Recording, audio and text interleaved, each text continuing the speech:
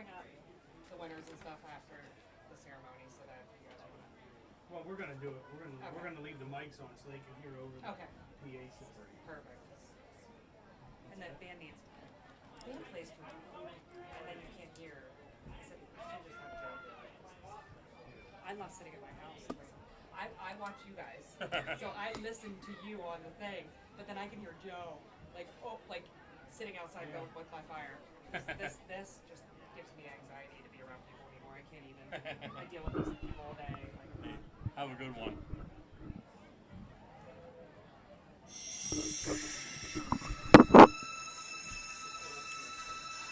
Wing TV from YouTube proudly presents high school Mountie football as tonight a very special night at Philipsburg-Osceola as it is homecoming. And they will crown a homecoming king and queen before the start of tonight's game. It's also the battle for the Luther Trophy as the Red Raiders of Bellefonte make the trip to Curtis Park to take on the Mounties of Philipsburg-Osceola. Mountie football being brought to you by Nittany Energy, by J.J. Powell, by Sheets, by the Penn State Federal Credit Union, by Thompson's Law Offices, by the Machina Valley Pharmacy, by McClure's American Diner, by the Philipsburg VFW and Auxiliary, by King Cole, by Roto-Rooter, by Cherry Lane Salon, by Adler's Market, by Ricotta Jewelry, by M&T Bank, by the Kepler's Ace Hardware, by Blaze Alexander, and by Diamondback Truck Covers. We now take you live to Mountaineer Stadium in Curtis Park. It's homecoming, and it's the battle for the Bill Luther Trophy. It's the Red Raiders of Bellefonte and your Mounties of Philipsburg-Osceola, and you're watching it right here on Wing TV from YouTube.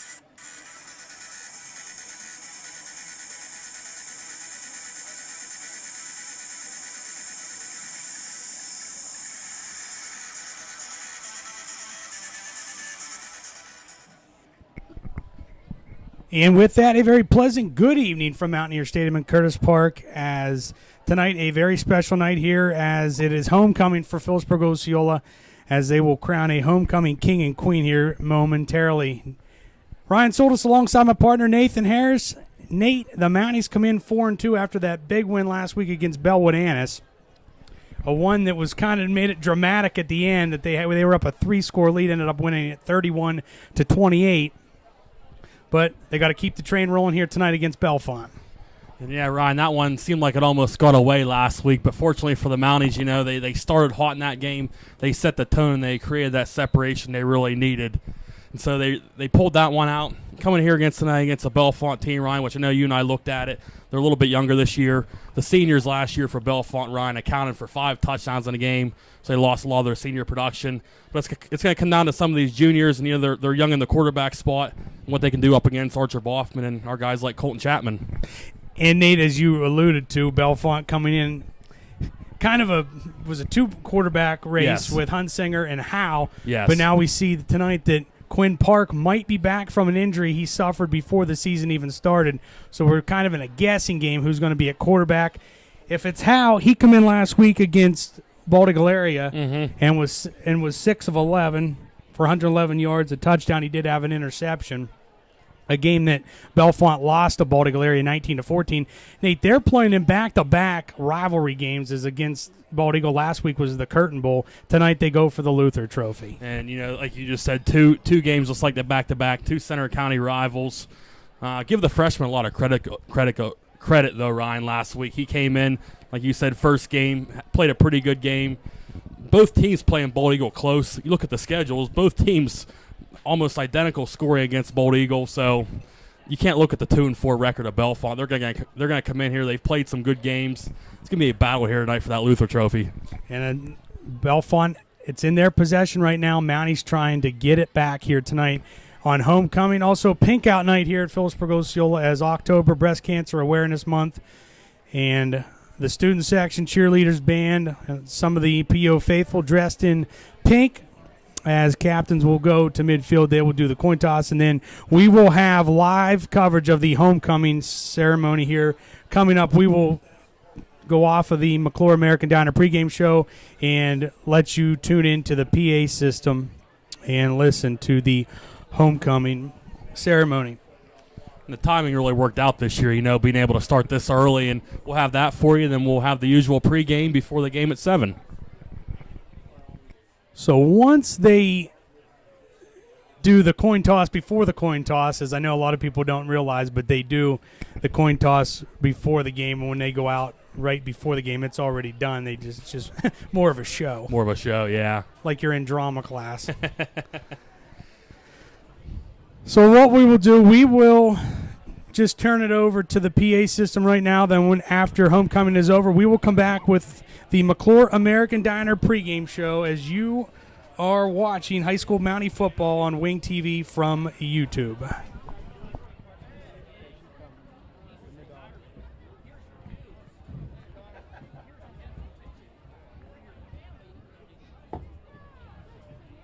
My bad.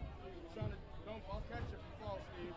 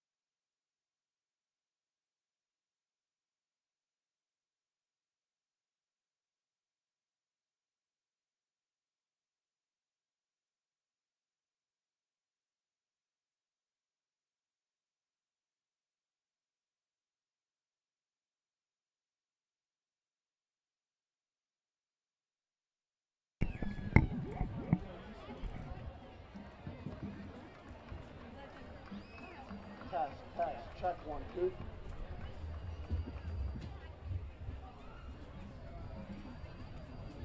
Test, check. Test,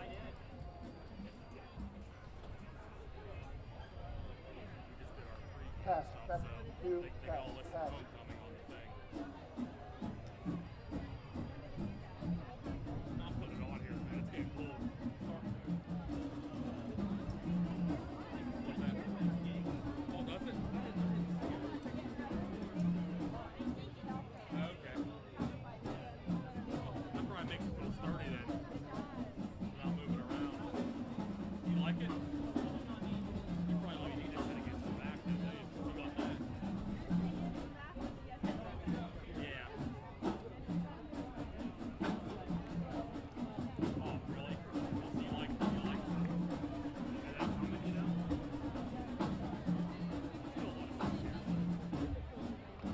Check, test 1, 2, test.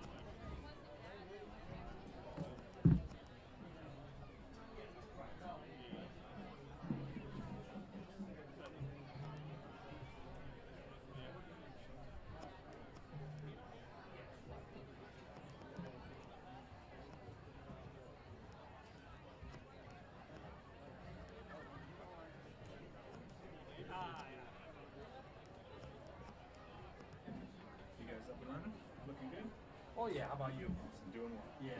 Yep, everything running. So, okay, should be a good night. Yeah, I think I remember you from last year. Did you sit down from us there when we were up top? It is entirely possible. I think so. I've been doing this for. Yeah, I'm starting to remember some faces a little bit. Oh, good. Okay. And you guys travel. You were saying you guys travel too. For.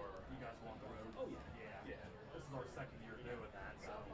So I don't produce video that is streamed for like the viewers. Okay. I run the video that our boys. Oh, with the huddle. The huddle stuff Okay. for the side. Yeah. So they have tablets and whatever they can watch plays. I have been. Oh, really? Like as soon as it ends, it's there for them to. I guess you see the college and pros doing that. But I didn't know the high school thing. That's cool. I guess we're at that level of high school yet. That's cool though. I joke with people. Obviously, Yeah. somebody got the face mask. Yeah. No, yeah, I know. I didn't know what you were getting yelled at. You just were okay. Now it's completely different. Now they come over, they put an arm around me, they'll show you, and the kids are like, Just like the pros. Yep. Well, if you guys can do that, can you imagine what the pros probably have like even like probably more? even better. Well, so we only have 2 camera angles. Yeah. The pros and stuff, they probably have dozens. Oh, like 25 angles. Until you need a view of a catch or something or something. We're not there yet. Yeah, keep it intended. Yeah. We'll be there in a few years, but you never know. Eventually, the cameras will just do it all themselves. Like, we have a camera on our stadium. Do you guys have the huddle focus camera now? We have the Yeah, it follows everything. It just does it. So, We used to use that, but now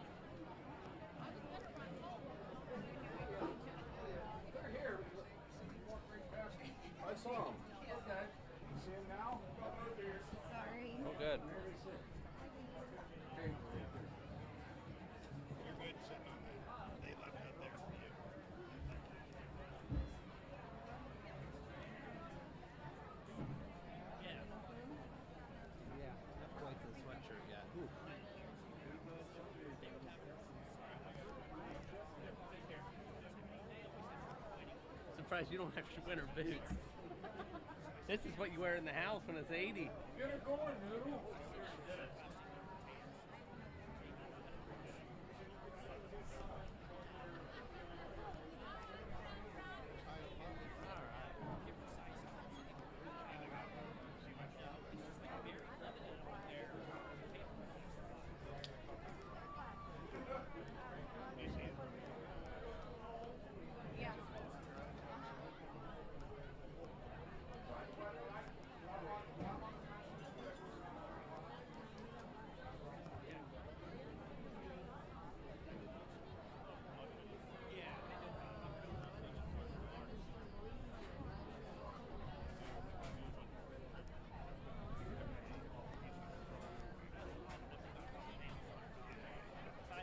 Thanks.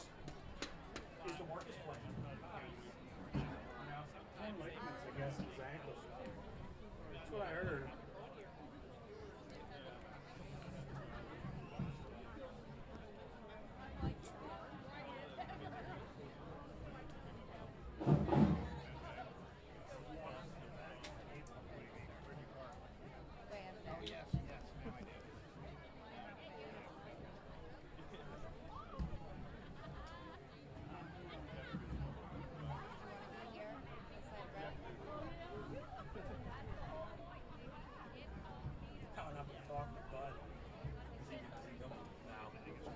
I wish I would have caught him before he went up there. He said 90 years old, he's not can. He said, I'd love to. Yeah. I said, I get it. Well, we got a good one last year. Oh, It was yeah. real good.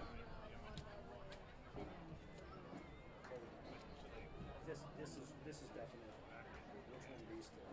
I'd go Dylan. Yeah, so same with tight end. Yeah, I would go more. I'm sorry. I would do Dylan and then Paul on defense.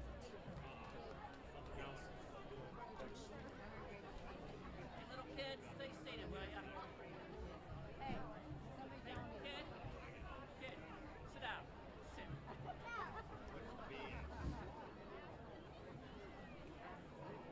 Just like she was at school.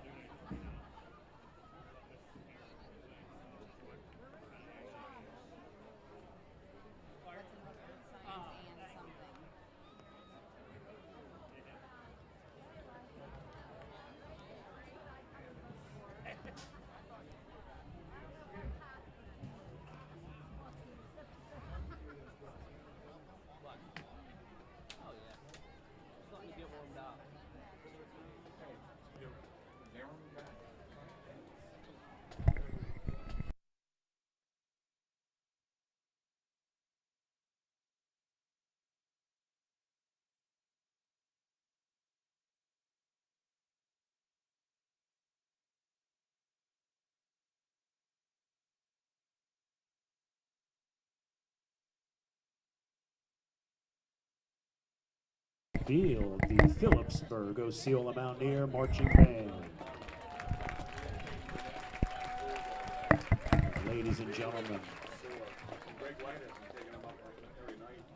a special welcome to the Philipsburg-Osceola alumni accompanying our band on this night.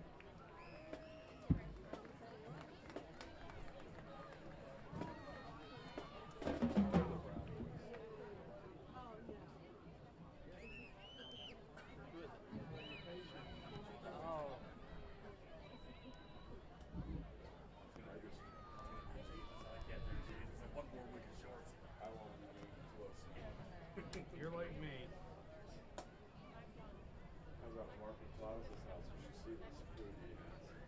He has his dad's 90th birthday. Well, you're playing tomorrow, man. Poinsy is. Anyhow. He asked me to, and I said, we're going to camp. Well, they had, you should see this. And I said to Carrie, why don't we go? I said, go get me something to eat. I said, go get me something to eat. Say hi. She said, we got to leave.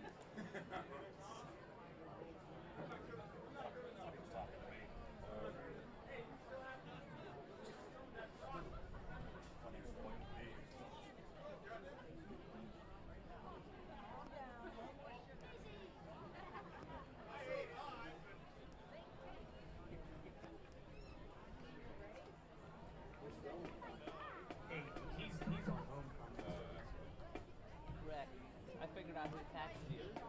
Colton. He said, did Rick get a tax?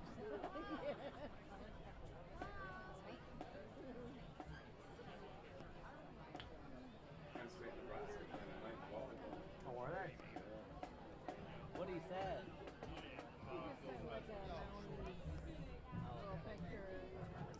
Penn State has Joe Shore pitching squad. Ladies and gentlemen, we welcome you to Philipsburg-Osceola Area High School for tonight's matchup between the visiting Bellefonte Raiders and your Philipsburg-Osceola Mountaineers. At this time, we ask that you please rise if you are able, remove your caps, and join us in the honoring of America with the singing of the national anthem. Tonight's national anthem performed by the POHS Select Choir under the direction of Jenny Lazowskis.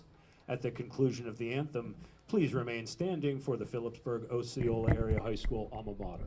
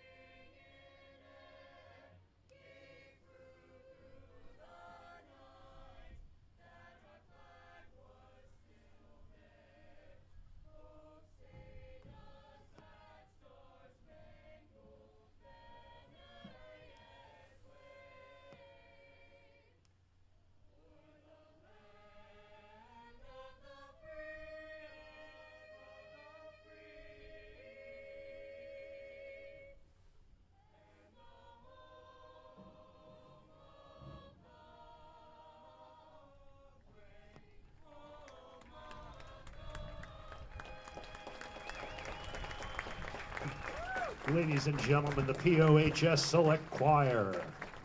At this time, ladies and gentlemen, please standing and please give a special homecoming welcome to our POHS Marching Band alumni as they join our current marching band for tonight's alma mater.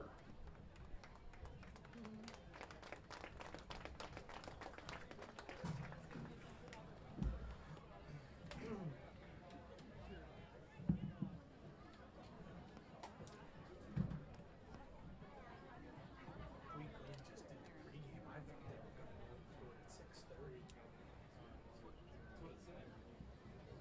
No.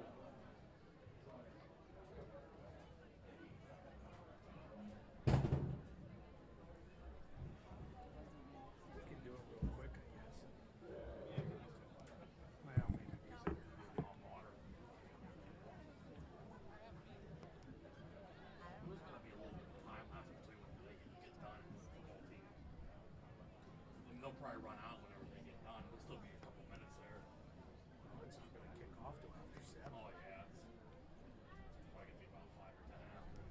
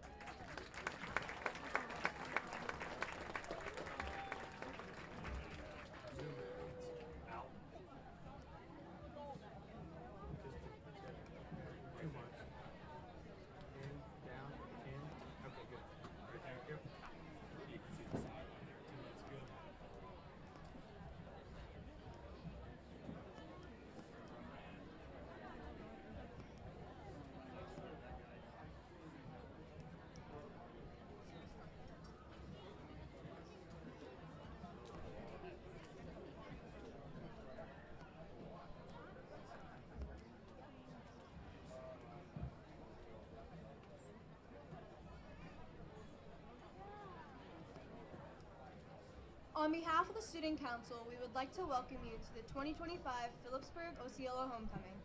I'm Abigail Pileski. And I'm Cameron Webster. A special thanks to the band, cheerleaders, and select choir for assisting with tonight's ceremony. Thanks to the families and community for supporting the parade and Power Puff game. Would you please welcome back the 2024 King and Queen, Sean Myers and Evie Raker. Evie attends Slippery Rock University with a dual major in special and early childhood education. She is a member of the Honors College, Special Olympics, and CRU, which is a Christian organization. She is also a member of the Student PSEA Club for Exceptional Children. Her hobbies include long walks around campus, line dancing, and taking adventures with her college roommates and Sean. Sean attends Slippery Rock University and the Exercise Science Pre-Professional Physical Therapy program. In his free time, he enjoys working out, playing disc golf, and ultimate frisbee.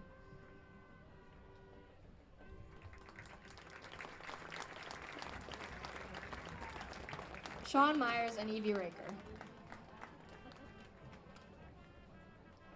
It is our privilege to recognize the 16 seniors that were nominated by their senior classmates and the high school staff to be members of the 2025 Homecoming Court. Ava Bainey and Aiden Anderson.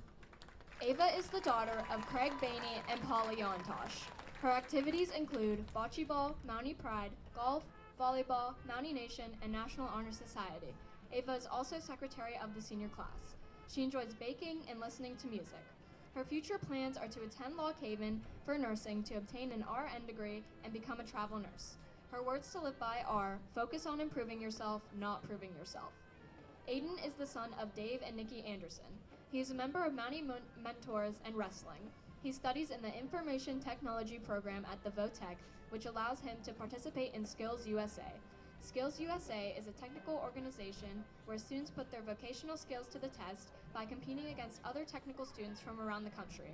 Aiden's team took first in the state, which qualified them for the national competition in Atlanta. His hobbies are fishing, hunting, and spending time with family. His future plans are to attend Pennsylvania College of Technology and obtain a software engineering degree. He then wants to have a family and live a happy, successful life.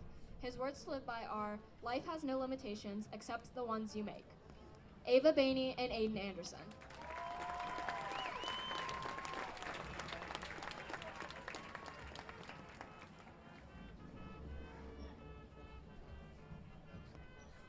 Brooke Branton and Colton Chapman. Brooke is the daughter of Heather Maines and Patrick Branton.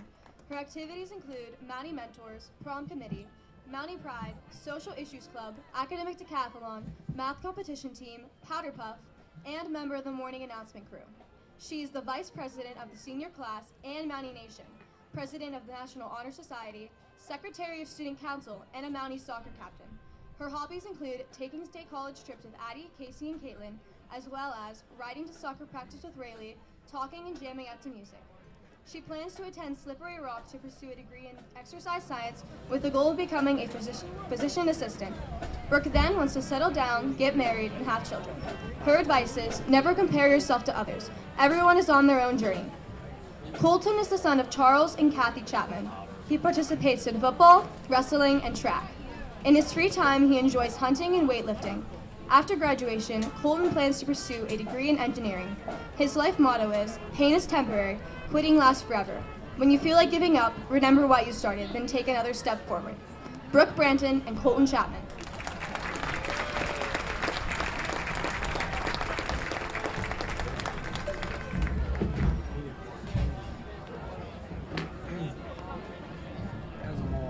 Emily Gusky and Connor Mateer.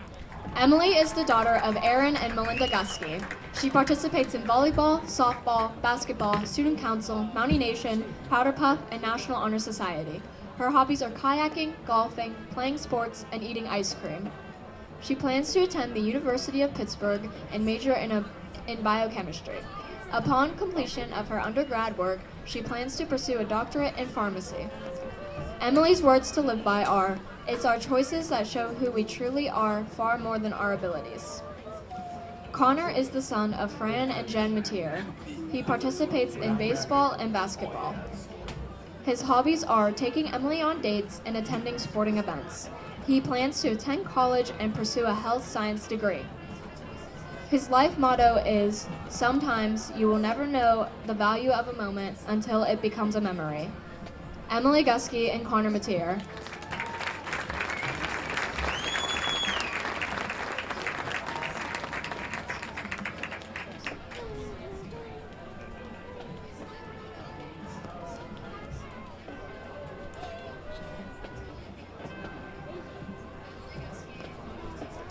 Grace Henry and Lucas Amy. Grace is the daughter of Dawn and Holly Henry.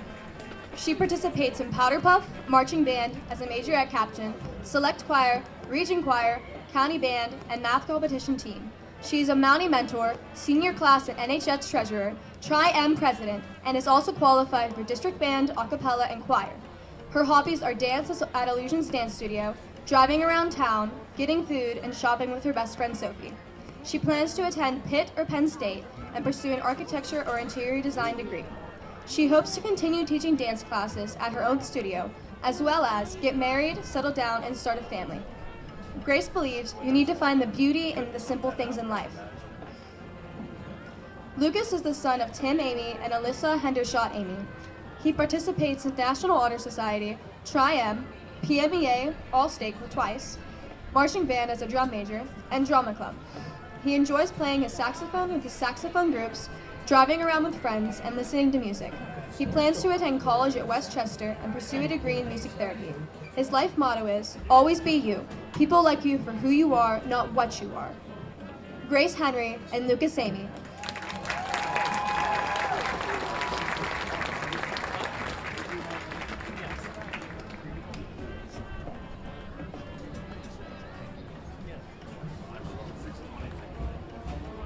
Crosby Holt and Parker Lamb. Crosby is the daughter of Tim and Rhonda Holt. Her activities include volleyball, student council, and Mountie Nation. She enjoys going on drives and boat trips with her family. She plans to attend college and pursue a degree in elementary education to become a kindergarten teacher. She would like to eventually become a volleyball coach and settle down to start a family. Crosby's piece of life advice is, "Tomorrow isn't promised, so always appreciate the little things in life and never take anything for granted." Parker is the son of Paul Lamb and Carrie Lamb. His activities include president of the Fly Fishing Club, Mountie Nation, and letterman in baseball, basketball, golf, and football. His hobbies are fishing and hunting with family and friends. He plans to attend college, continue playing baseball, pursue his goal of becoming a CRNA, and one day build a happy family he can cherish. His words to live by are, "Your biggest competition is yourself. Push your limits, improve every day, and strive to be better than you were yesterday." Crosby Holt and Parker Lamb.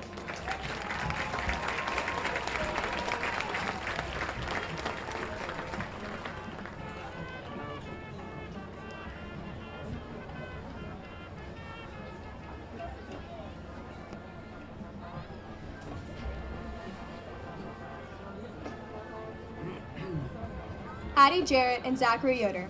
Addie is the daughter of Scott and Melanie Jarrett.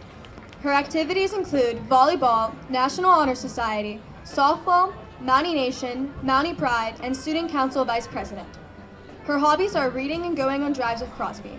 Her future plans are to attend college to pursue a degree in business and law and to become a corporate lawyer, to have a family and live at the beach. Her words to live by are, "Work hard in silence, let success make the noise." Zach is the son of Jason Yoder and Stacy Waxmunsky, stepdad Andy Waxmunsky. He currently participates in soccer and baseball and played football as a junior. His hobbies are golfing, playing baseball, and going out to eat with friends. He plans to attend college to play baseball or enter the workforce as a lineman. He plans to settle down with someone he loves and start a family. His life advice is, live your life day by day. Addie Jarrett and Zachary Yoder.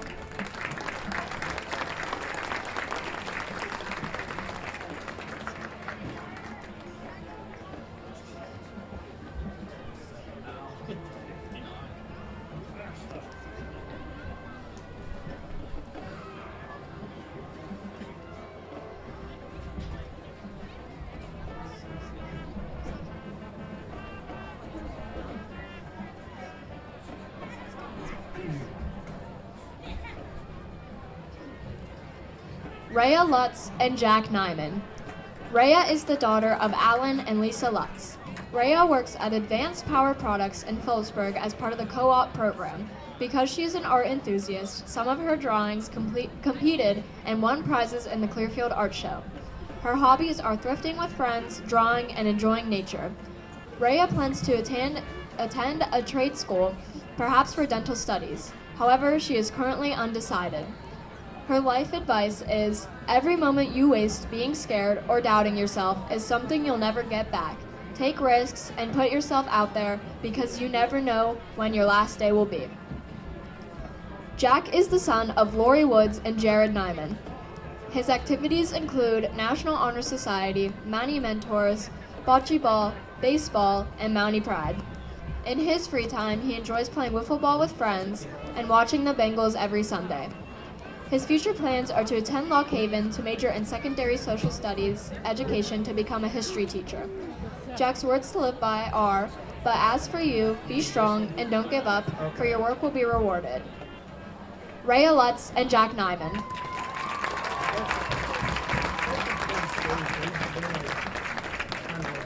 Six moves coming.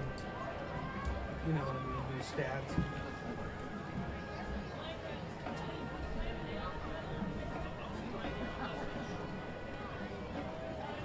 Sadie Sankey and Hank Hazelton. Sadie is the daughter of Doug and Brenda Sankey.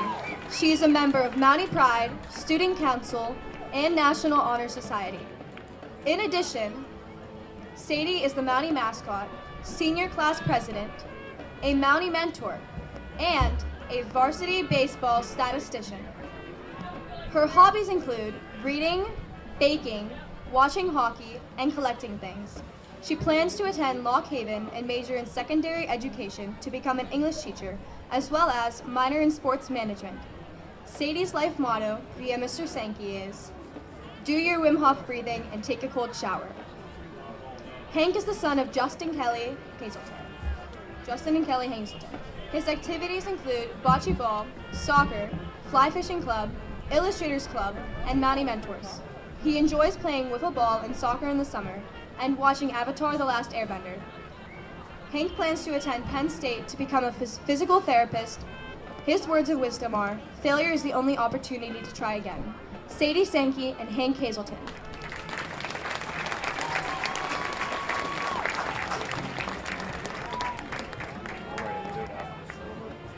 Oh, yeah. Yeah, as soon as they announced that.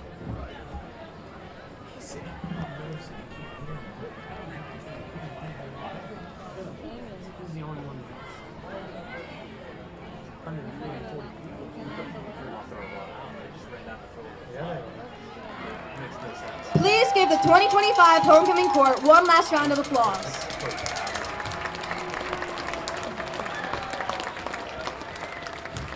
I don't think this was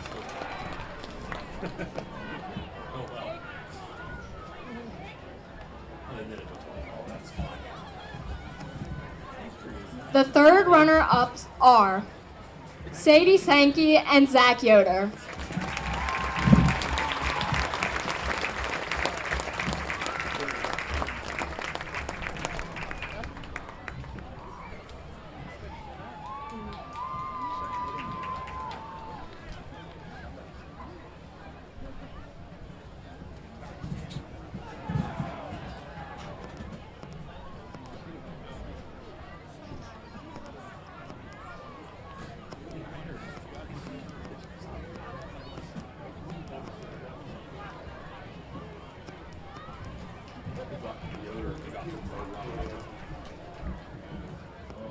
The second runner-ups are Emily Gusky and Hank Hazelton.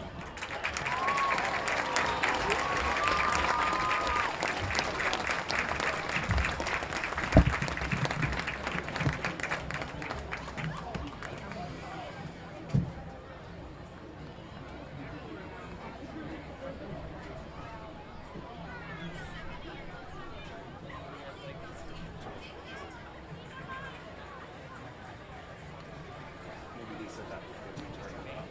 Yeah, he just texted not long ago. Huh. 144. pretty good. I'm walking here too.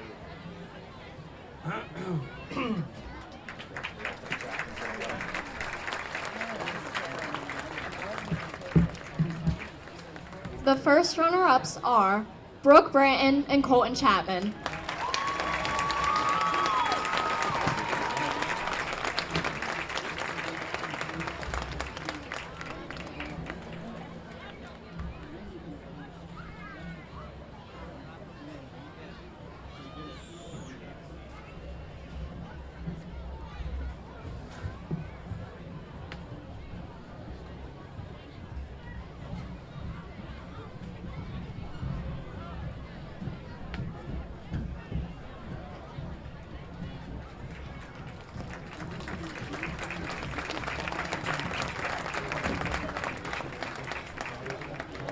The 2025 Homecoming Queen and King are Grace Henry and Connor Mateer.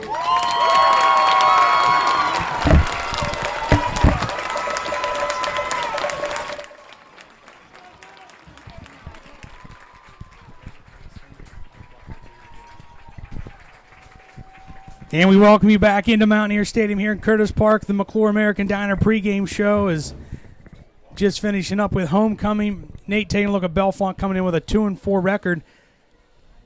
Kind of guessing that we were thinking Alton Howe was going to be the starter. They marked it down as Quinn Park's going to be the starter at quarterback. He has no stats as he got hurt before the season started. Back here tonight, we watched him on the field throwing some warm-up passes, but we know it's not going to be Huntsinger. He's probably done for the year with a broken wrist. We saw Huntsinger there play the first couple, most of the season. Freshman Alton Howell, he came in last week, played a good game, but we will see their third new quarterback tonight. We are guessing. Guessing, it's a guessing game. But taking a look, if Howe is the quarterback, Alton Howe is 6 of 11 for 111 yards, 1 touchdown, and 1 interception. On the ground for the Red Raiders, it's Kevin Smith-Kirk, 69 carries for 543 yards, 4 touchdowns. Ashton Howe, 28 carries for 128 yards and 3 touchdowns. And then Alton Howe, 23 carries for 109 yards. Receiving for the Red Raiders, it's been all Ashton Howe, 9 catches for 149 yards and 1 touchdown. Yeah, Bellefonte run game, Ron. They're both juniors, both Smith-Kirk and Ashton Howe. Smith-Kirk had a touchdown against us last year, but he is your leading rusher for Bellefonte. But Smith-Kirk and Howe, they kind of split the production. Smith-Kirk has more yards, but they both have 4 and 3 touchdowns. So those are two guys to definitely watch out for Bellefonte tonight. Take a look at Philipsburg-Osceola coming in with a record of 4-2. At quarterback, Archer Boffman, he's 40 of 71 for 564 yards, 3 touchdowns, and 3 interceptions. On the ground for Philipsburg-Osceola, Colton Chapman leading the way, 125 carries for 615 yards, 13 touchdowns. He has 3 100-yard rushing games. Right behind him, number 26, Jaden Jones, 27 carries for 153 yards, 1 touchdown. And then Robert McClanahan, 18 carries for 98 yards. Receiving for Philipsburg-Osceola, leading the way, number 23, Robert McClanahan, 19 catches for 275 yards and 1 touchdown. Right behind him, Connor Gano, 11 catches for 150 yards. Yeah, Ryan Chapman just continued to do his thing, Ryan. Last week, big game, 32 carries, 182 yards, 2 touchdowns. So the Iron Horse, your leading rusher for the Mounties, 13 touchdowns on the air. And we've seen Raw McClanahan really break out on the receiving end, Ryan. He's been making some big catches the last few weeks. Had an interception to seal the game last week. Look out for those guys here tonight. Defensively for Philipsburg-Osceola, leading the way in tackles, it's Connor Gano with 54, Aaron Davis, 47, Colton Chapman, 44, Mason Marlowe, 31, as Bellefonte come out onto the field during the homecoming, as I'm sure you saw on TV. I saw the flag come out there between the announcement of the court and then the winners being announced, and the team took the field there shortly after. So Mounties out of the locker room. They're set to get run onto the field as they do right now. Take a look for Bellefonte. Their starting defensively up front on the defensive line, number 50, Logan Rarick, number 55, Ian Violent, number 56, Sam Winter, and number 77, William Oskin. Linebackers, number 32, Carson Crawford, number 11, Kevin Smith-Kirk, number 16, Gavin Lucas. The defensive backs, number 2, Gavin DeFiore, number 6, Ashton Howe, number 28, Jackson Long, and number 17, Parker Joden. On offense for Bellefonte, number 50, Logan Rarick, number 51, Levi Lowry, number 55, Ian Valamont, number 56, Sam Winter, and number 64, Ben Shakira. Running backs, number 28, Jackson Long, number 11, Kevin Smith-Kirk, number 6, Ashton Howe. Wide receivers, number 2, Gavin DeFure, number 12, Landon Langgill, and at quarterback, we're going to guess number 7, Quinn Park. For Philipsburg-Osceola, first on defense, up front on the defensive line, number 56, Ryan McClure, number 65, Jason Bordis, number 54, Evan Eichenlob, and number 57, Connor Eichenlob. The linebackers, number 44, Nick Dillon, and number 42, Colton Chapman. The rover, number 26, Jaden Jones. Strong safety, number 22, Aaron Davis. The corners, number 7, Archer Boffman, and number 23, Robert McClanahan. Free safety, number 2, Connor Gano. On offense for Philipsburg-Osceola, up front on the offensive line, the tackles, number 53, Jack Cartwright, number 56, Ryan McClure. The guards, number 50, Brody Jasper, and number 57, Connor Eichenlob. And the center, number 54, Evan Eichenlob. Fullback, number 42, Colton Chapman. Halfback, number 26, Jaden Jones. Wingback, number 23, Robert McClanahan. Tight end, number 44, Nick Dillon. And at quarterback, number 7, Archer Boffman. So Mounties will receive the opening kickoff here at Mountaineer Stadium in this 2025 homecoming game. And not only that, it's the battle for the Luther Trophy, as Bellefonte won it a year ago in Bellefonte. Ron, these two teams have kind of flip-flopped this last couple years. Mounties won 2 years ago here, 14-13. Bellefonte big win, 43-0 last year. Mounties looking to avenge us here. Beautiful night here at home, week 7. So Oskin has it teed up for Bellefonte and back to receive for the Mounties, number 23, McClanahan, and number 2, Connor Gano. Oskin approaches, kicks it, high end over end, going to be taken by McClanahan, 25, McClanahan 30, and game tackle there, and that's where the Mounties will set up shop, first and 10, their own 30-yard line. We saw the Mounties last week. Ryan set the tone early in the game, and they created that separation, and got to do the same here tonight. You got your home fans here. You got a lot of students. Set the tone early.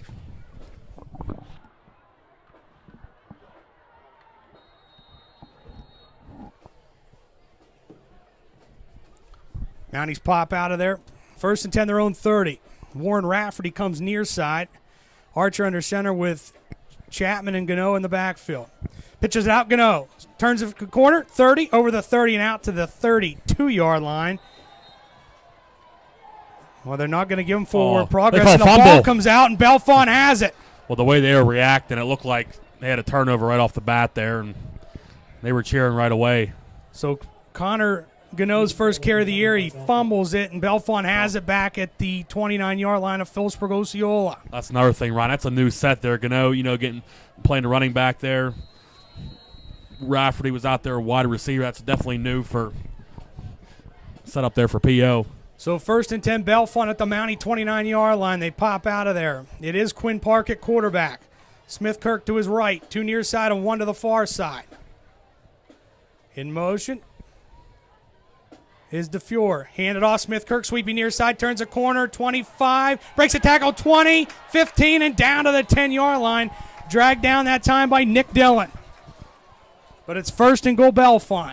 He got around the edge. There was one block he had to have. He got the block and had an open sideline there to run. And just like that, Bellefonte's knocking on the door early. First and 10, Red Raiders at the Mountie 10-yard line.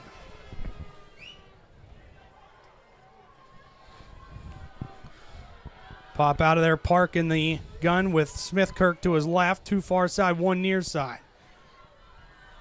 Park gets it back, steps, throws, caught. 25 to the goal line, touchdown, Bellefonte, Jackson Long. That's his second touchdown of the year, Ryan. Nice catch there by Long. Did a little move around Archer Boffman. Just walked in the end zone there. Had one coming into the game, give him second of the year, first for Bellefonte tonight. They take the fumble, they drive it 29 yards and take a 6-0 lead here. Oskin on for the extra point.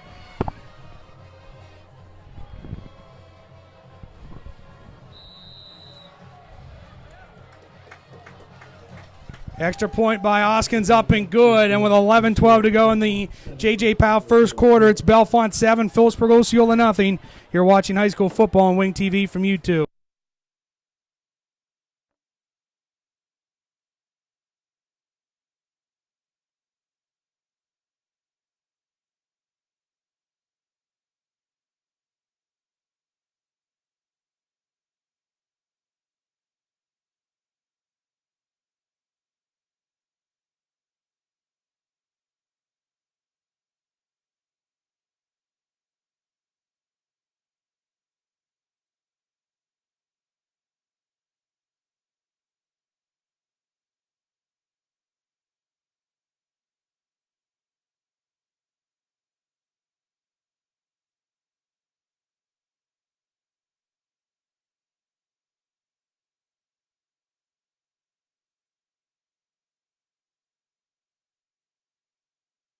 And back out of the timeout, brought to you by the Philipsburg VFW and Auxiliary. Oskin has it teed up. McClanahan and Gano back. Nate, they got to put that behind them. Well, they got to do it quick. Bellefonte trying to set their own tone. They did a good job there of setting the tone there for themselves.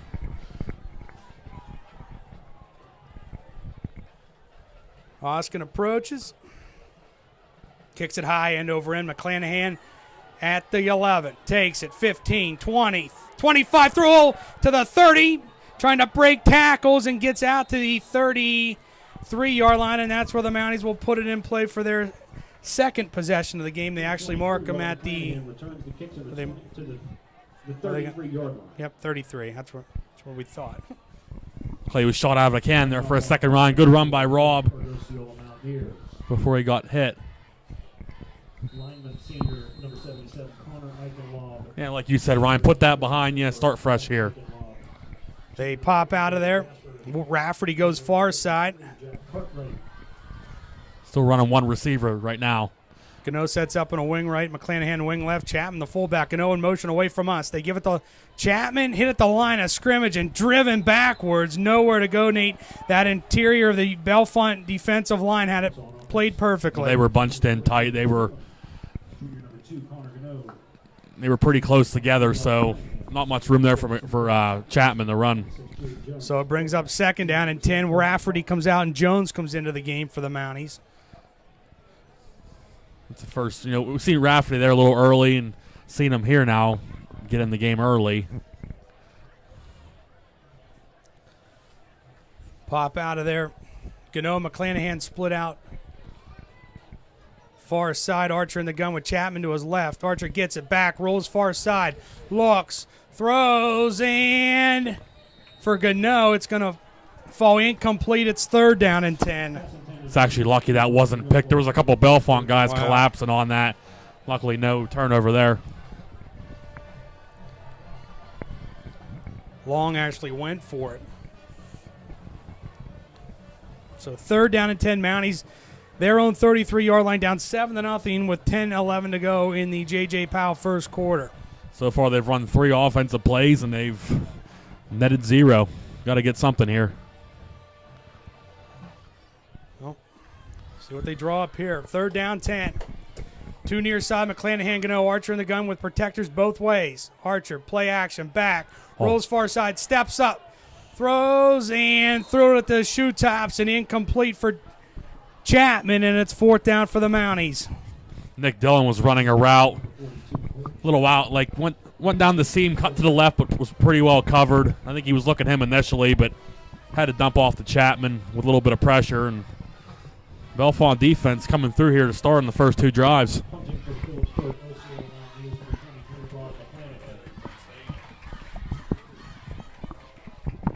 So McClanahan on to punt for Philipsburg-Osceola. Long back for Bellefonte. High, tumbling punt, but short. Long takes it at the 41, 45, 50. And bumped out of bounds by Chapman at the Mountie 43-yard line. But great field position again for Bellefonte, Nate, for their second possession of the game. The snap was a little high. It was a little bit of a lob snap up in the air, but McClanahan handled it. But yeah, you're right. Bellefonte getting a good start here for their second offensive drive of the We game. welcome you to Philipsburg-Osceola Area High School. We appreciate you joining us in support of Interscholastic Athletics. Our concession stand is Again, this is the first time Quinn Park's played all year at quarterback. And he wasn't the starter last year, as we had Liam Halderman last year, graduated. So Pop out of there, Park in a pistol set with Smith Kirk behind him, 2 far side and 1 to the near side. Park. fumble. Good recovery. Good recovery. Here they come, being chased and spun around, and down he goes. Who else? Back at the 45-yard line. Who else? Festus Aaron Davis. I believe that's his first sack of the year, Ryan, but they got that fumble. Good recovery by Park, but Festus gets in the backfield. Had to work for that tackle. He gets it. Great play there by number 22. And, Nate, that was all set up because the snap, he bobbled the snap. Yeah, pretty much. So it set everything off. Messed the timing up of the play. Brings up second down. We'll call it second and hawk run. Park in the gun. Sidecar to his right, 2 near side and 1 to the far side. Quinn gets it, hands it off. Smith Kirk sweeping near side, trying to turn the corner and hit at the 45. Nate, they're going to get holding on Festus. Festus, yes. And we both saw that. The crowd saw it. The ref threw the flag a little bit late, but nonetheless, he threw the flag. You thought there was holding in that Penn State game last week. Did you? Yeah, well, they called it here. Maybe that referee crew ought to take a note out of this one's book. I think we all saw the same thing there, and they threw the flag. Holding, offense number 20, 10-yard penalty from the previous. Nice and loud, too. We can even hear him. Head referee Derek Soliner tonight. I don't know if I was at Beaver Stadium or Mountaineer Stadium, but that's cool. Cool technology in 2025 PIAA football. That'll back him up. It's second and grass flat. Well, it's amazing. A sack by Festus and a holding against Festus. You're really setting a tone on this defensive possession. That's got to be about it. Grass flat. Back at their own 35-yard line, they pop out of there. 2 near side and 1 far side. Pistol set. Quinn Park. Second and 30. Fiore in motion away from us. Smith Kirk now in motion. He joins Park to his right. Quinn gets it. Quarterback draw. 35, 40. Breaks tackles 45 and pushed ahead to the 40. Going to mark him down, Nate. 48? I'd say about there. 49-yard line. It's going to be third down for the Red Raiders. Give Park credit there, Ryan. He put themselves in a position where, it's definitely more manageable now with a decent throw, but getting almost back to midfield. Duckett on the tackle for Philipsburg-Osceola. See if they go back to Long here, Ryan, or Ashton Howe, if they throw. Their own 49-yard line. 2 far side, 1 near side. Again, pistol set for Park. DeFiore in motion. Park hands it off. Smith Kirk through a hole to the 45, and then he's game tackled there. Gano first on the hit for the Mounties. It's going to bring up fourth down for the Red Raiders. About 4th and 12, it looks like. Maybe 4th and 11. Going to be close. Wouldn't be surprised if they went for this here, being on the Mountie side of the field and more manageable now. Well, they're huddled up. Now they're going to go. They're going to kick. And it's going to be Caleb Bartley on to kick for Bellefonte, and Gano goes back for the Mounties. Good snap taken by Bartley. High, tumbling punt. Great punt. Going to hit, take a Bellefonte bounce, and roll dead at the 10-yard line. That's amazing what set that up with the fumble. Davis got a sack. Davis drew a holding penalty, and next thing you know, the Mounties get the ball back. So setting the tone there on defense. All right. 1st and 10, their own 10-yard line. Got to get something going here, down 7-0 with 7:21 to go in the J.J. Powell first quarter. Just need to get a first down or two here just to kind of get some confidence after not gaining any yards on the first 2 drives.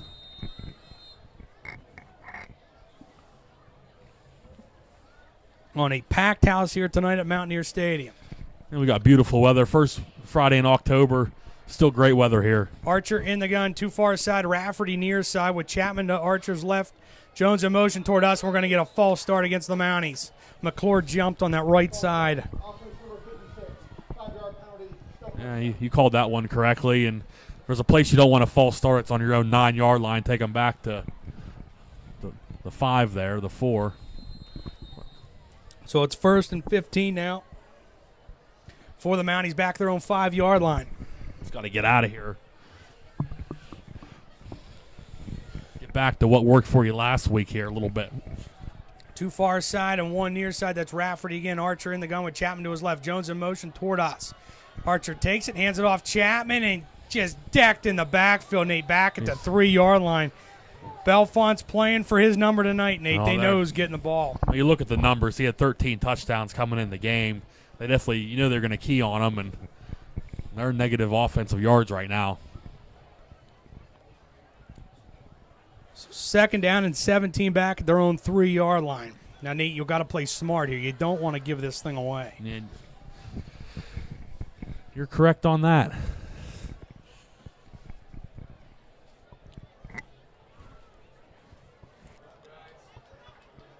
They got to go, Nate. Play clock down to 5. Down to 2. Gets it off. Another one, and or timeout maybe. They might have burned a timeout. Yes. Timeout, Philipsburg-Osceola will take it with them. 6:32 to go in the J.J. Powell first quarter. It's Bellefonte 7, Philipsburg-Osceola nothing. You're watching high school football on Wing TV from YouTube.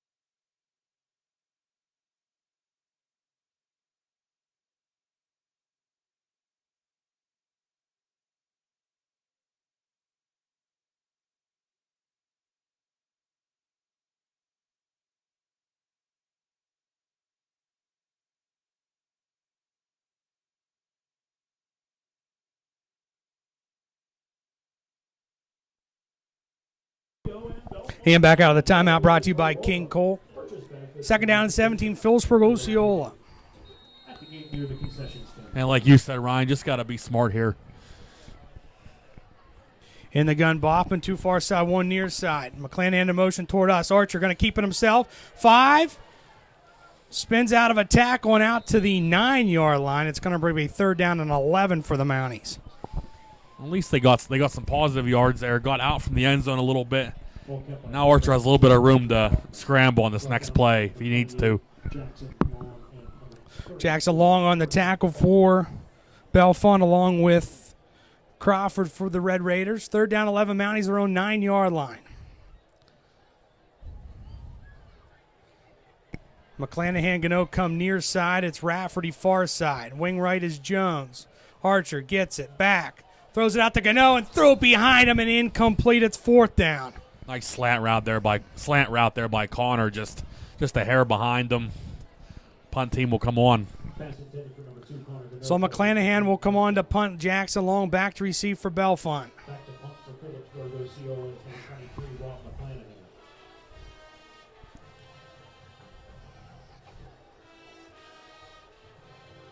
Need a good snap here, Ryan. Gano to snap it. Good snap taken by McClanahan.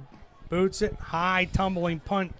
Not deep though. 40, 35, long 30, and inside to 30 down to the 26-yard line. 1st and 10 there for Bellefonte. Nate, it's the field position game, and Bellefonte's winning it. Well, if you thought they had good field position the last possession, they're really getting a good start here at the 25. And luckily, the last possession was dictated by, the Mounties getting the sack and the penalty, but Bellefonte has a chance here to set the tone starting at the 25. So 1st and 10, Bellefonte, Mountie 25-yard line. They pop out of there. Quinn Park at quarterback. 2 far side and 1 near side with Smithkirk to Park's right. DeFure in a wing left. Park gets it. Hands it off Smithkirk. Sweep. Nope. Park keeps it himself, and he's taken down right at the line of scrimmage. As for the Mounties, number 54, Evan Eichelab right there after a yard gain, 2nd and 9. Yeah, he thought that ball was coming left there, but took it up the middle, and good play by the Mounties to limit the yards there. And number 2, Connor Gano.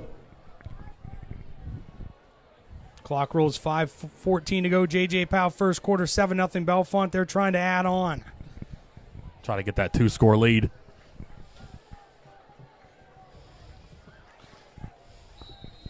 And we're going to get a timeout by Bellefonte. Okay, Ryan, if I just take a minute here to announce the homecoming winners while we have a minute. The third runner-ups this year, Sadie Sankey and Zach Yoder. The second runner-ups were Emily Gutsky and Hank Hazelton. The first runner-ups were Brooke Branton and Colton Chapman. And the 2025 homecoming queen and king were Grace Henry and Connor Mateer. So congratulations to them. And also with us, who was also on the court, Aiden Anderson. He was on the court, and great to see Aiden and everybody else on the court out there. And we thank Aiden for running the show every week and doing a great job behind the camera. Taking a look at some scores from around the area. It's Juniata Valley 7, Mount Union nothing. It's Bishop Guilfoyle 7, Bellwood Annis nothing. Clearfield leads Baldy Galeria 6-0. It's Bishop McCourt 7, Westmont Hilltop nothing. Chestnut Ridge leads Penn Cambria 7-0. And Tyrone over Huntington 14-0. 2nd and 9, Bellefonte at the Mountie 24. Park in the gun with Smith Kirk to his left. 2 near side and 1 far side. Motion toward us is Crawford. Hands it off to him, sweeping near side. Tries to turn the corner, 25. Breaks the tackle, 20 inside the 20 and down to the 19-yard line. Actually, Nate, that was Jackson Long. Brings up 3rd down and about 4 for the Red Raiders. Yeah, Long had the touchdown catch on the first drive for Bellefonte.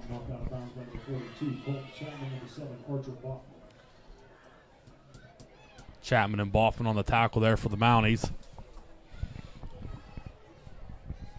Actually, 3rd down and 3 for the Red Raiders as they pop out of there. 1 near side and 2 far side. Pistol set Park. Smith Kirk behind him. Turns, hands it off Smith Kirk, breaks a tackle, 15 inside the 15 and down to the 13-yard line for the Red Raiders. Yeah, Boffman did a good job there getting in the backfield, just couldn't get him, almost had him.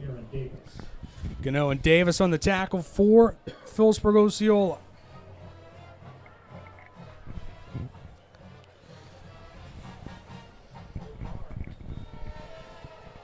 At the Mountie 13-yard line.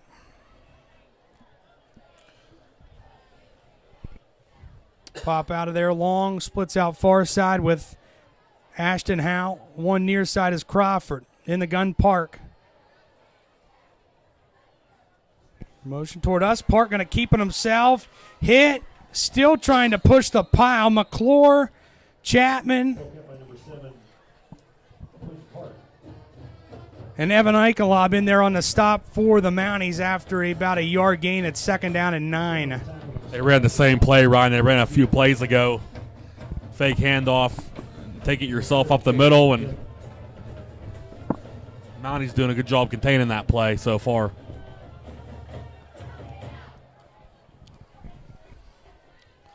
Second and 9 at the 12.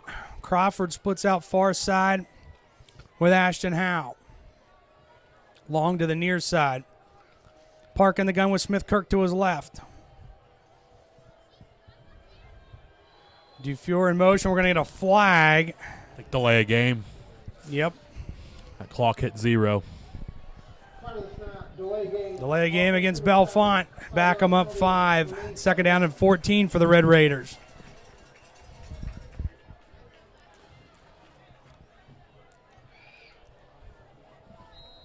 It's been good the last couple weeks to have a 25-second clock operator. Yeah.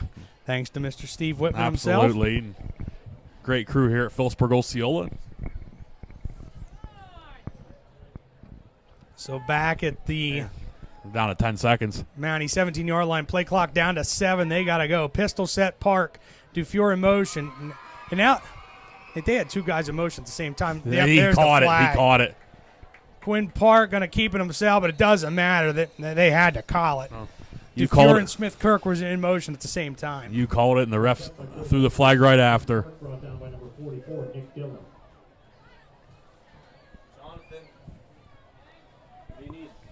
So we'll hear from head referee Derek Solner.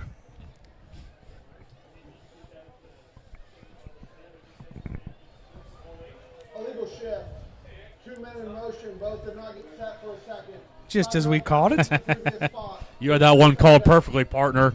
That's 2 drives in a row where it seems like the penalties are kind of hurting Bellefonte. A couple in a row, backing them up. It was like somebody in a crystal ball told me that's what he was going to say.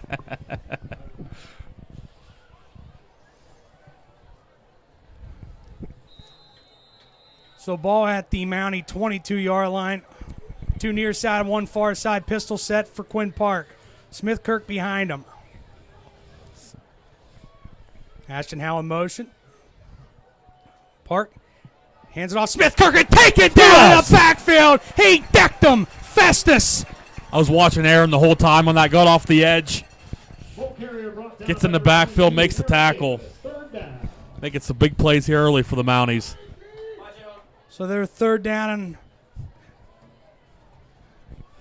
what do you want to call it this time? About windburn, something like that. Second Hawk run a little further out. Hard scrabble road. Pistol set for Quinn Park with Smith Kirk behind him. 2 far side and 1 near side. Ashton Howe in motion toward us. Quinn Park gets it back, rolls far side. He's got 6 looks to open. dump it off, knocked away and Who incomplete. else? There he is again, Festus. Ashton, It's 4th down for Bellefonte. Ashton Howe was wide open on that and didn't get the throw high enough. And great pass breakup by Festus. So Bellefonte, it's going to be Oskin on for a field goal. And Aiden and I were watching him in warm-ups, Ryan. He kicked a pretty long football, so let's see what he can do here. It's going to be about a 41-yarder, it looks like. He was kicking some long ones in practice. But snap put down, it's blocked! Blocked! Iron Horse, and on the run! 25, 30, 35. Nate, that might have been the spark they needed. Ryan, that's his 2nd block field goal of the year. He had one earlier in the year. Gets his 2nd there right to Connor Gano. Took it like a punt return. And 2nd drive in a row, the field position. They had the field position to start. They started their own Mountie 25 there. Net 0. Mounties get the ball, get the spark like you said they needed. After the block by the Iron Horse, it's Mountie ball 1st and 10, their own 33-yard line. They've been starting about here on the last 2 kick returns, except for that last drive, so let's see if they can get some offense going. 2 near side, Archer in the gun with protectors both ways. Archer gets it, hands it off. Chapman hit it right at the line of scrimmage again, Nate. Well, he's still trying to go. They just got to. Too many guys. They got to call forward progress to stop. Well, you were right there. They've keyed on him pretty well. He gets a yard after everything. It's 2nd down and 9 out the 34-yard line. Yeah, Bellefonte's last 2 drives started in Mountie territory. The Mounties were able to get 2 stops. And we're going to get an official timeout. You have to credit the Mounties there, Ryan. The way this game kind of started, Bellefonte could be up 3 touchdowns. It's only a 1-score game. Mountie defense really making some plays. Would the game clock operator please reset the game clock for 1 minute and 10 seconds, and we'll start on my ready for play. Please put the play clock 40.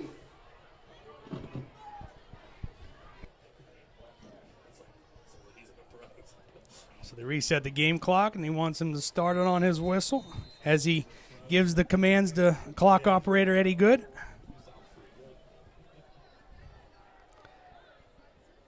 So 2nd down and 9, Philipsburg-Osceola their own 34-yard line. McClanahan comes near side. They need to get a first down. No far side. Archer in the gun. Gets it back, rolls near side, throws it out. McClanahan caught but decked right away at the 38-yard line. It's going to bring a 3rd down and about 6 for the Mounties. They get a couple there, but Robert was pretty well covered. There wasn't much of a chance of anything there. See if they can get a short pass here or something to at least get the first down. Actually, 3rd down and 5 for the Mounties. They got to run a play here before the end of the J.J. Powell first quarter. And a big 3rd down at that. McClanahan, Gano split out far side. Archer in the gun with Chapman to his right. Jones on a wing left. Back goes Archer. Looks. Tries to throw it out. Dumps it off. Chapman got it. First down. Iron Horse to the 49-yard line. And on 3rd and 5, one they had to have, they convert it. And they needed it. They just needed a first down. They get it to midfield. Now you're more comfortable. Now you got something to work with. And the quarter comes to, and then they can regroup. I guess no, the quarter's not. Well, they got to run one more play. It was out of bounds. It's 3 seconds on the clock. But at least you got something going now. And actually, Nate, they mark it at the Bellefonte 49. So right across midfield, just like that, and just need that little bit of a spark. Gano, McClanahan split out far side. Wing left, Jones. Archer in the gun with Chapman to his left. Gano in motion toward us. Archer, quarterback keep. Down to the 46-yard line where he gets 3. And it'll be 2nd down and 7 as we transition to the Sheets second quarter. We've played one from Mountaineer Stadium in the Luther game. It's Bellefonte 7, Philipsburg-Osceola nothing. We go to the second quarter next. You're watching high school football on Wing TV from YouTube.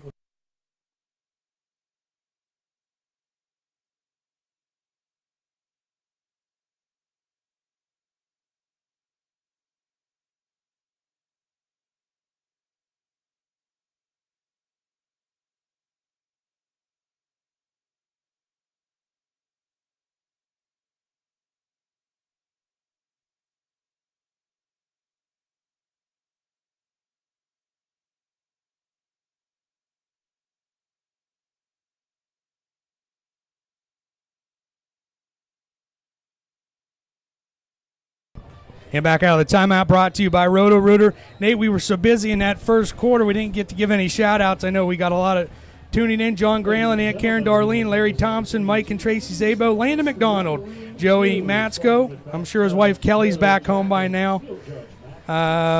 Nick Johnson and his roommates watching in Juniata, and Liz Sinclair and Melody at the Philipsburg Legion also tuning in. I want to give my Aunt Sandy and Uncle Scott up in Ashland a shout-out. They've been watching every week, and she told me about it the other night, so thanks for tuning in.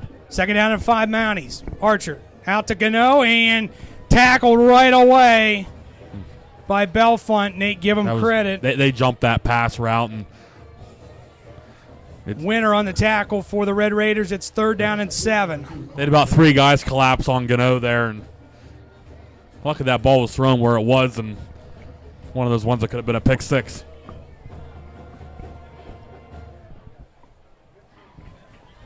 11:32 to go in the Sheet second quarter. 3rd down, 7 Mounties. Rafferty splits out far side.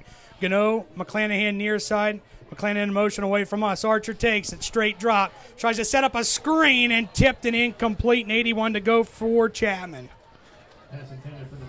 Guessing they're probably going to punt here just across midfield, but guess we'll see. Looked like Winter was the one to get a hand on it for Bellefonte, and the Mounties will have to punt it away.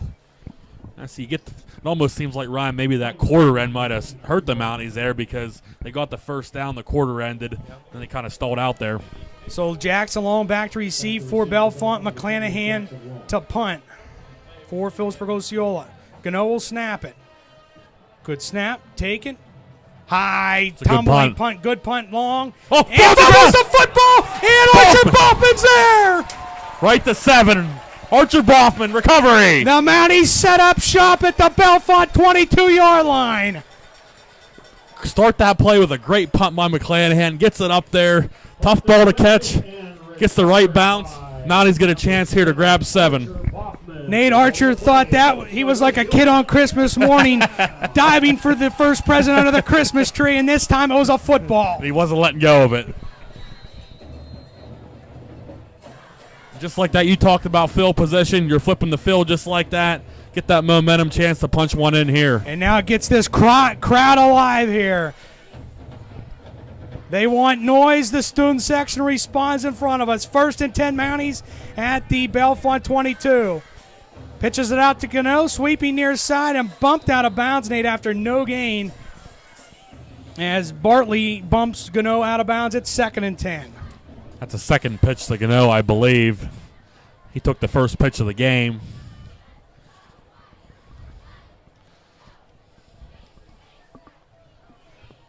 Gets a yard at 2nd and 9, actually, Nate, at the 21.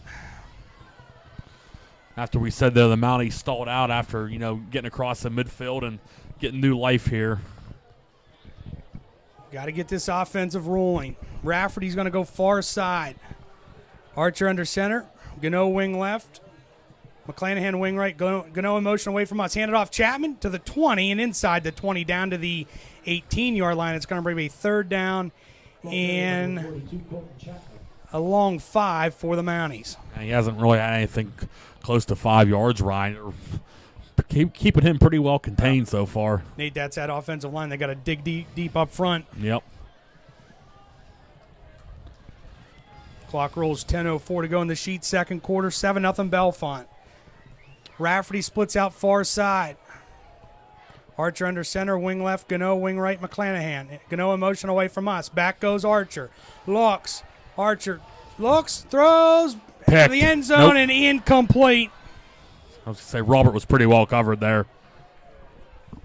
Luckily the ball was thrown high or else it would have been intercepted. Well, they're going to go for the field goal with Braylon Phillips. And I think that's the right call. We know Phillips has the leg. Get the points. Be about 35, looks like. Well, Nate, he hit the 33 last week. He's got the leg to do it. Take the points here and get on the board. So Gano will snap and Archer Boffin will put it down. Mounties trying to get on the board here.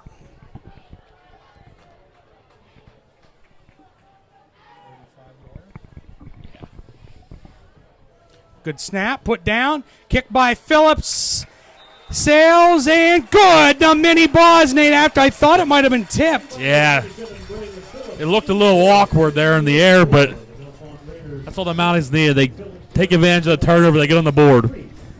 The Mounties are on the board, 9:38 to go in the sheet, 2nd quarter. It's Bellefonte 7 and Philipsburg-Osceola 3. You're watching high school football on Wing TV from YouTube.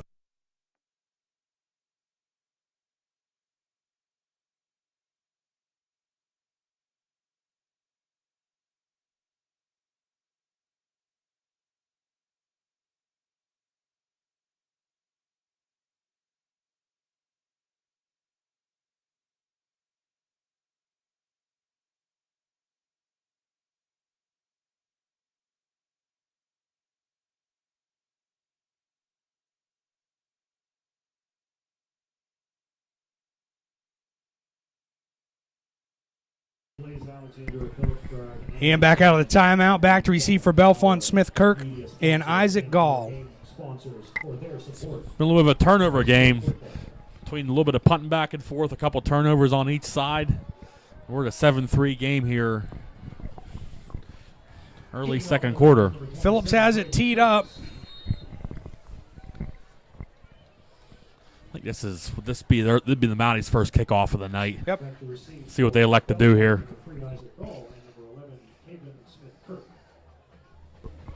Phillips approaches, kicks it high end over end. Going to be taken by Smith Kirk at the 10. 15, 20. Flags fly 25, 30, 35, 40. And bumped out of bounds on that far side, Nate, but let's check the flag. Yeah.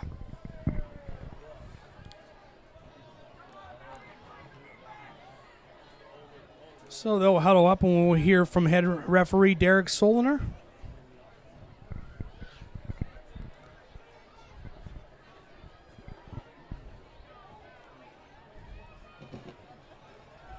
Dead ball, delay game, unsportsmanlike conduct, contact with an official on the sideline against Philipsburg. That 15-yard penalty will be added to the end of the kick. First down. Well, it came. Was it the referee's fault that he interfered with him, or was it the player's fault? That came from the near side. It really wasn't close to the play, so couldn't really tell what happened there. So after the unsportsmanlike against the Mounties. It's 1st and 10, Bellefonte at the Mountie 46-yard line. Park in the gun. Back he goes. Trying to set up a screen, and they blow it up right away. Guess who? Festus. He tried a little lob pass there, and Festus was in the area. Smith Kirk, but Davis had him right away. And last 2 drives for Bellefonte have stalled out deep in Mountie territory. This is the worst field position they've gotten in the last 3 drives. Start. Pistol set. Park. 2 far side, 1 near side. Turn Smith Kirk. Throw a hole. 45-40. Down to the 35-yard line on a 1st down for the Red Raiders. Yeah, those are the kind of runs we're used to seeing Chapman running, those strong runs up the middle there, and he gets one for himself there, Smith Kirk. So 1st down and 10, Bellefonte at the Mountie 34-yard line. Leading 7-3. They pop out of there. 1 near side, 1 far side, Park in the gun. Park gets it, back, sweeping far side, hit at the line, and decked right away by a herd of Mounties over there on that far sideline. Look like Connor Gano leading the charge, Nate. They kept stringing him out there. He was kind of looking to maybe throw, but nowhere to go, and Mounties get a nice stop there, tackle for loss. They actually lose one at 2nd down and 11 back at the 35-yard line. With 7:57 to go in the sheet, 2nd quarter.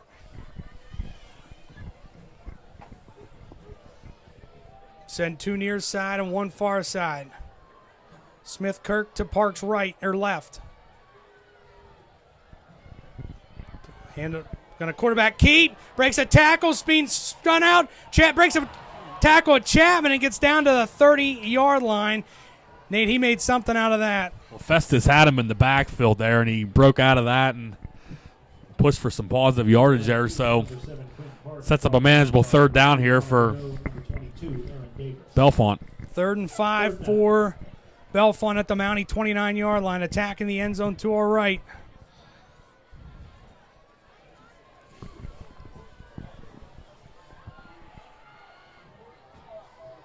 Weaver splits out far side for Bellefonte. Crawford near side. Pistol set for Park. Gets it. Pitches it out. Smith Kirk trying to turn the corner. 30, 25. Bumped out of bounds by Nick Dillon. Right at the sticks. He's got it. Ball carried by number 11, Kevin Smith Kirk, knocked out of bounds by number 44, Nick Dillon. Looks like he's short, and Oh, it's he's 4th short. down. They mark him out at the 25-yard line. It's 4th and inches. He got decked by Dillon at the sticks. I thought he had it, but it will be 4th and short. 4th down and inches for Bellefonte. Pistol set for Park. 2 near side, 1 far side. Hand it off. Smith Kirk hit in the backfield, and down he goes. Turnover on downs. Colton Chapman and Festus Aaron Davis in the backfield. You hear those 2 names a lot, Ryan, and big 4th down stop there. Getting a turnover on downs, and maybe another spark the Mounties could use as they kind of close in toward halftime here. Nate, he got stonewalled. And Bellefonte 0 points on their last 3 drives deep in Mountie territory. Chance for the Mounties to kind of take some clock off here going to halftime and try to put this thing in the lead. Pop out of their 1st and 10. Mounties their own 27-yard line. 1 near side. Gano in motion toward us. Pitches it out. Chapman. 30. Still going out to the 31, 30. Nate, I thought he might have grabbed his face mask on that. Yeah.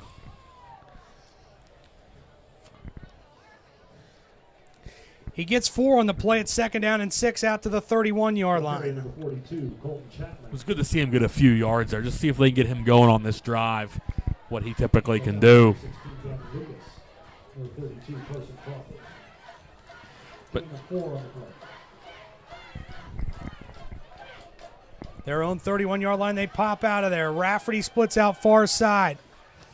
Archer under center, wing left Gano, wing right McClanahan. In motion toward us. Hands it off Chapman to the line of scrimmage and maybe a yard. It's third down. Yeah, he's only really getting the yards on the pitch plays. Anything up the middle, they've had that read pretty well, so don't want this drive to stall just yet with still over 5 minutes to go in the half. Third down and 5 Mounties. Their own 32. Clock rolls with 5:40 to go in the Sheet second quarter. Rafferty goes far side. Archer under center, wing left Gano, wing right McClanahan. Gano in motion away from us. Back goes Archer, rolls far side. Has Rob. Looks. Nope. Throws, and Gano on that far sideline. He's got it. Mr. Electricity. Flag down. Well, Nate, I was looking at that, but is that going to be on Bellefonte? Is that going to be a rough in the passer? It could be. Yep. Nate, I saw them get up, and they were conversing about it, and it almost had to be. They were the only two back there where it was thrown. So whether also they add that on to the end of the catch, so you're really eating that 25 some yards there. Nate, that's a second time on third down tonight. They had to have it and got it. Got it.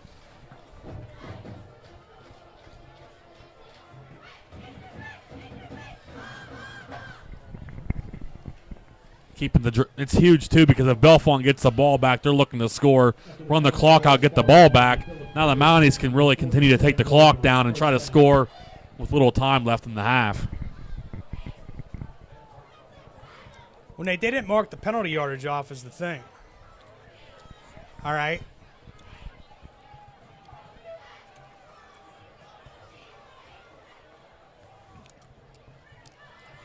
He specifically said 15 after the catch. After the catch. I don't think that's 15 after the catch. But now we're going to get a flag. Oh, he's going to get Jeff. Yep. And Jeff was probably telling him, like, the yardage wasn't right. And well, Nate, that wasn't Jeff. I think that was Brandon Anderson. Okay. So probably going to lose that 15 you just got. Nate, here's the thing. All right, he's telling the ref that he didn't. I don't agree with that, and not just because we're homers. I don't. Especially if he's right, he's saying the yardage isn't right. They're setting up to play. Yeah. All right. You got to have that correctly set up before you run the play. They're going to call it because they had. Well, in my opinion, that's garbage. After the play was over, unsportsmanlike conduct, coaching staff, which is charged of the head coach, Philipsburg.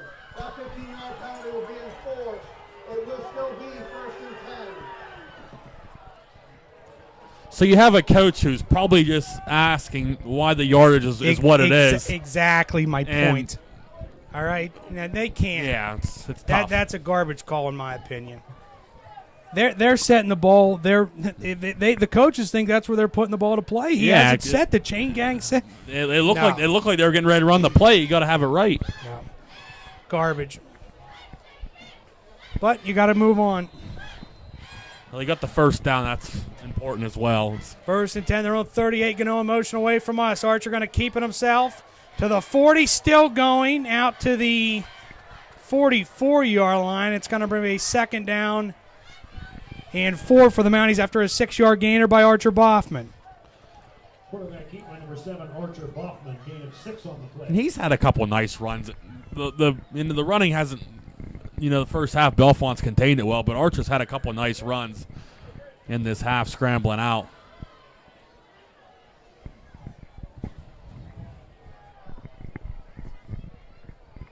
Ball their own 44-yard line. Second down and 4 Mounties.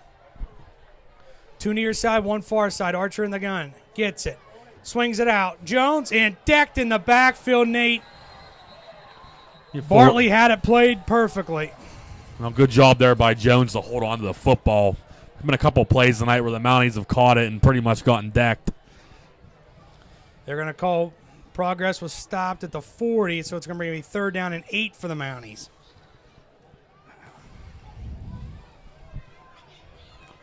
Well, you've said it a couple times, Ryan. They've gotten some third downs they've had to have. Can they get another one here?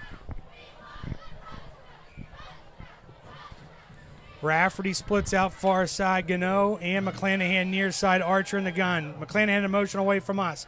Archer takes it back, tries to set up a screen, and overshot Chapman and incomplete. That happened on the last drive too, Ryan, when they had the punt. They had the punt and they got the recovery. I think the ball was tipped, but it was that play to Chapman, a short pass. Fourth down yet again. Well, Nate, this whole series got derailed after all that penalty. Yeah, it kind of slowed things down. Isaac Gall comes on for Bellefonte to receive. It's McClanahan to punt for the Mounties. Gano will snap it. Good snap taken by Robert. High tumbling punt. Gall. This is 29, 30, 35, 40, and to the 41-yard line where he's taken down on that far side by Nick Dillon. And that's where Bellefonte will start 1st and 10. With 3:32 to go in the Sheet second quarter. On the bright side for the Mounties, Bellefonte's had great field possession the last 3 drives. At least this time they're starting in their own territory. Give the Mountie defense some room to work with here. It's been the bright spot so far, Ryan. The last 3 drives they made some great stops, and they dig deep and do it one more time here before the half. Pop out of there. It's Park in the gun with Smith Kirk to his left. 2 far side, 1 near side. 1st and 10, their own 40. Quinn gets it back, straight drop, looks over the middle and caught out at the 48-yard line. Taken down by Archer Boffman.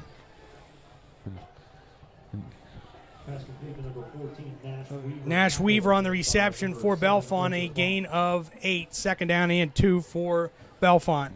Archer did a great job there of hitting him right after the catch, limiting any yardage after the catch. Bellefonte looking to try to score one with little time left. Landgold comes near side. Quinn Park in the gun with Smith Kirk to his right. Ashton Howell in motion toward us. Back goes Park. Looks, loads it up long He's and deep. Open. For Langale and overshot him and incomplete. Nady was wide open. He had the separation, didn't he, Ryan? That was a little scary if you're a Mountie fan. So, well, flag resting at the 44, and it's against Bellefonte. Aiden Anderson saw that one first. Flag on the field.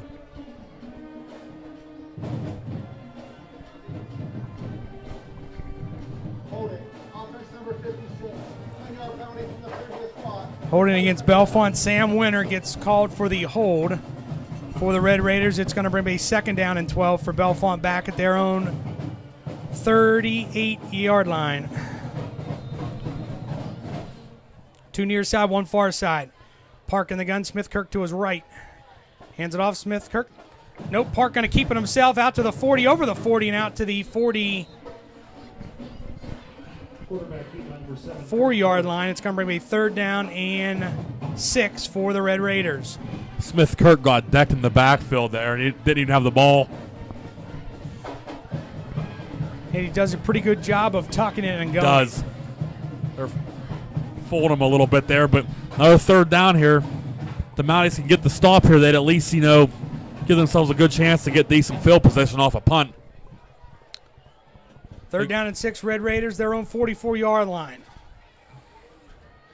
Big play clock here. Down to 5. Park gets it, straight drop, looks, being chased, rolls near side. Being chased, steps up, and down he goes! Who else? Festus again, my boy! Have yourself a ball game! He's hurt. Hopefully he's okay. And Quinn Park goes down, Nate, and this is where it comes into play. Hurt himself before the season, and not exactly sure how he got hurt, but is it something to do with that? He might just be a cramp, though. Very well could be. Hopefully he's okay. Festus strung him out there. Was kind of one-on-one with him. Makes the big tackle there. Actually, it's going to be considered a sack and tackle for loss.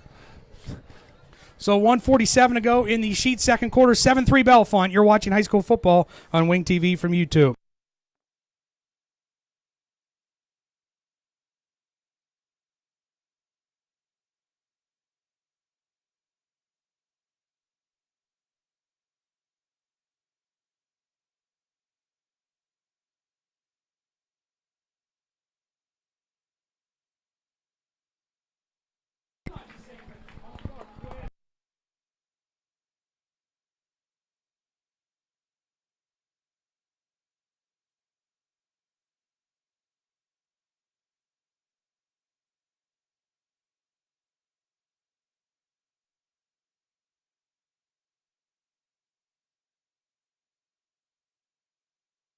And back out of the timeout, brought to you by the Cherry Lane Salon. Bellefonte 4th and 10, their own 39-yard line. Yeah, Festus big play there to get the stop. Bellefonte will punt. Bartley to kick for Bellefonte. Gano back. Bartley takes it. High swirling punt. Gano back pedals. And it's going to take a Bellefonte bounce and roll dead at the Looks like the 11 almost. Mountie 12-yard line. That's where the Mounties will put it in play with 1:30 to go in the Sheets second quarter. Jane Jones got in the backfield there, Ron. He almost got a hand on it. Nate got shout out to the Geyers and Mere Sands all out at Mox Hill Tavern. Al Sinclair also checking in. Nick Mando and his crew. Dave Amos. Who's our big game we're picking tonight?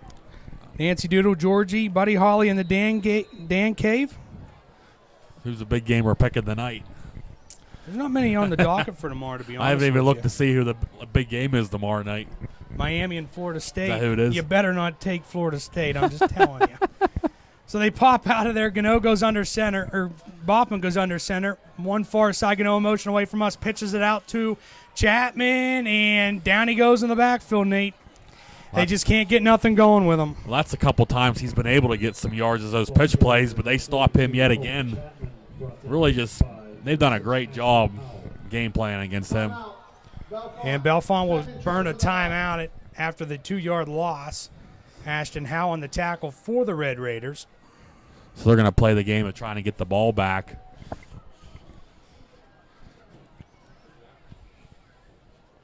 As ladies and gentlemen, we are honored to announce take a look at some scores from around the area. Uplifting Outdoors. Uplifting Outdoors was founded by C.J. Kudry. C.J. Kudry is a 15-year-old 10th grader at Philipsburg-Osceola Area High School. After battling cancer for over a year and a half, he was declared cancer-free. At that point, he wanted to give back to all of the organizations. Can tell you Southern Huntington leads West Branch 12-6. Late in 2024, he decided Or Southern Huntington 12-6 over West Branch. he received his nonprofit acknowledgement in July of this year. The organization is called Uplifting For some reason, Nate, the internet up here is not Mission very good of tonight. Uplifting Outdoors is to provide critical That was Bellefonte's second timeout. So they'll have one left. organizations dedicated to Mount Union leads Juniata Valley 13-7. ill and disabled children and wounded veterans. Still Clearfield 6, Bald Eagle area, nothing after the timeout. Mounties pop out of there, second down and 12 back at their own 9-yard line. Tomorrow there's a fundraiser at Sandy Ridge Sportsman's Club track shoot beginning at 10 a.m. Please join us. Archer in the gun. Sidecar to his right, and we're going to get a flag. Delay, no. Movement on the line.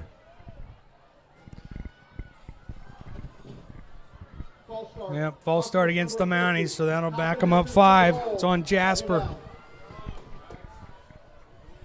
Well, not if you're Bellefonte. You're playing for maybe getting a safety here. The way they've been stopping the run.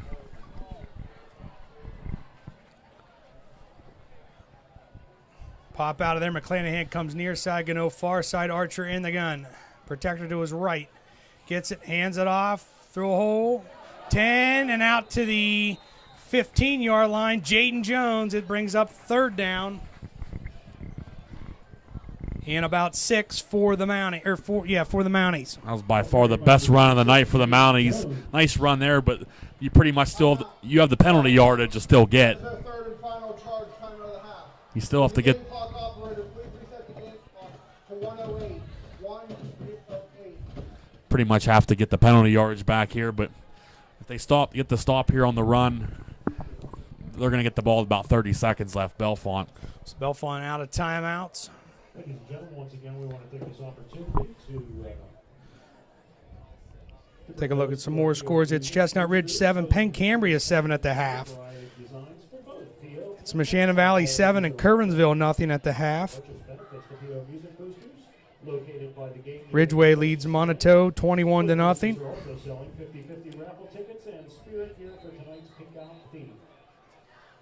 Tyrone 14 and Huntington nothing.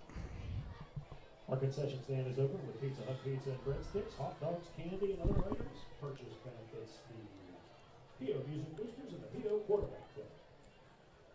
We encourage you to please stick around for our amazing halftime show featuring the Bellefonte Marching Band, the Philipsburg-Osceola Mountaineer Marching Band. 3rd down and 6 Mounties. Their own 14. Archer in the gun. Gets it, hands it off. 15 and out to the 18-yard line. It's 4th down for Philipsburg-Osceola. I was James incorrect. Jones on the tackle on the carry for the Mounties. With it being a 40-second game clock, they're only going to get the ball with about 15 seconds left. If they would have had one more timeout, they would have been able to stop it here, but got to get a good punt off here. Bellefonte gets the ball to start the second half, up 7-3.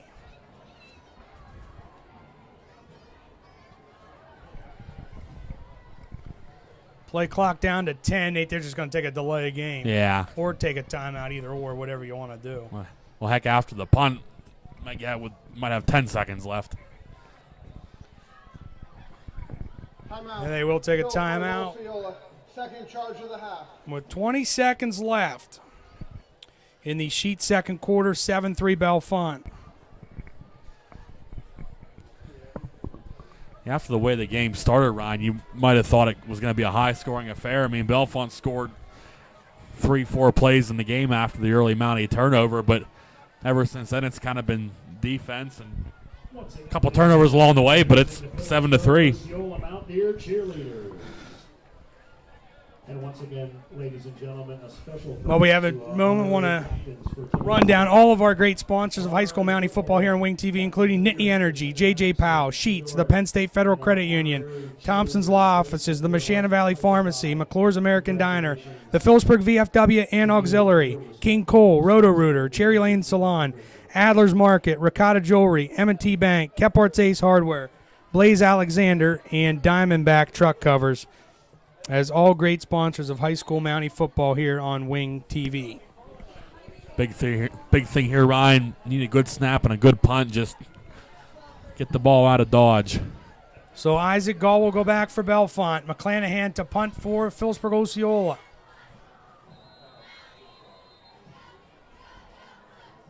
Gano will snap it.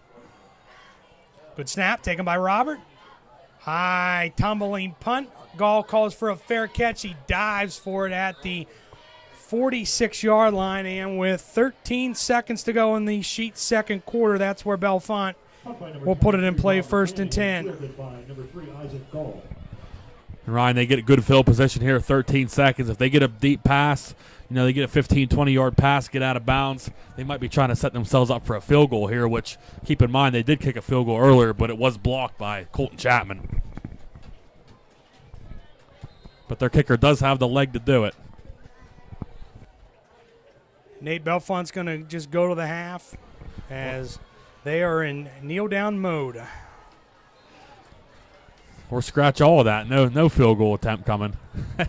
Quinn Park downs it, and the first half will come to a close in this Luther game and homecoming game.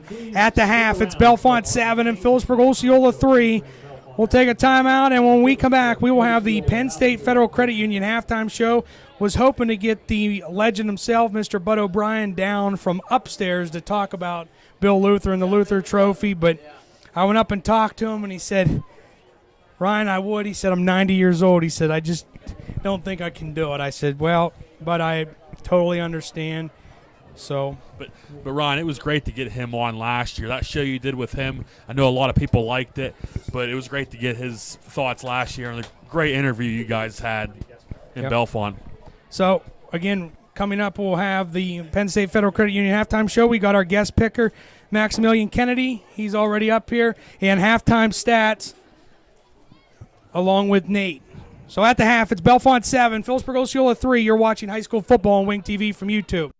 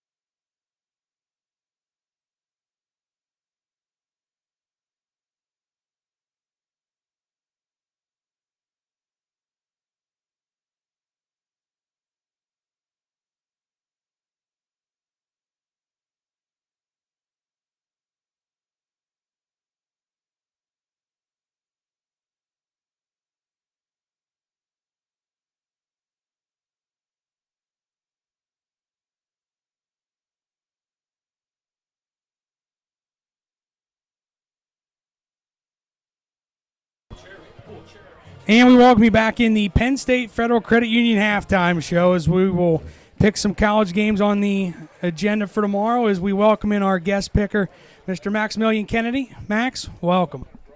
Thank you for having me, fellas. Excited to be here.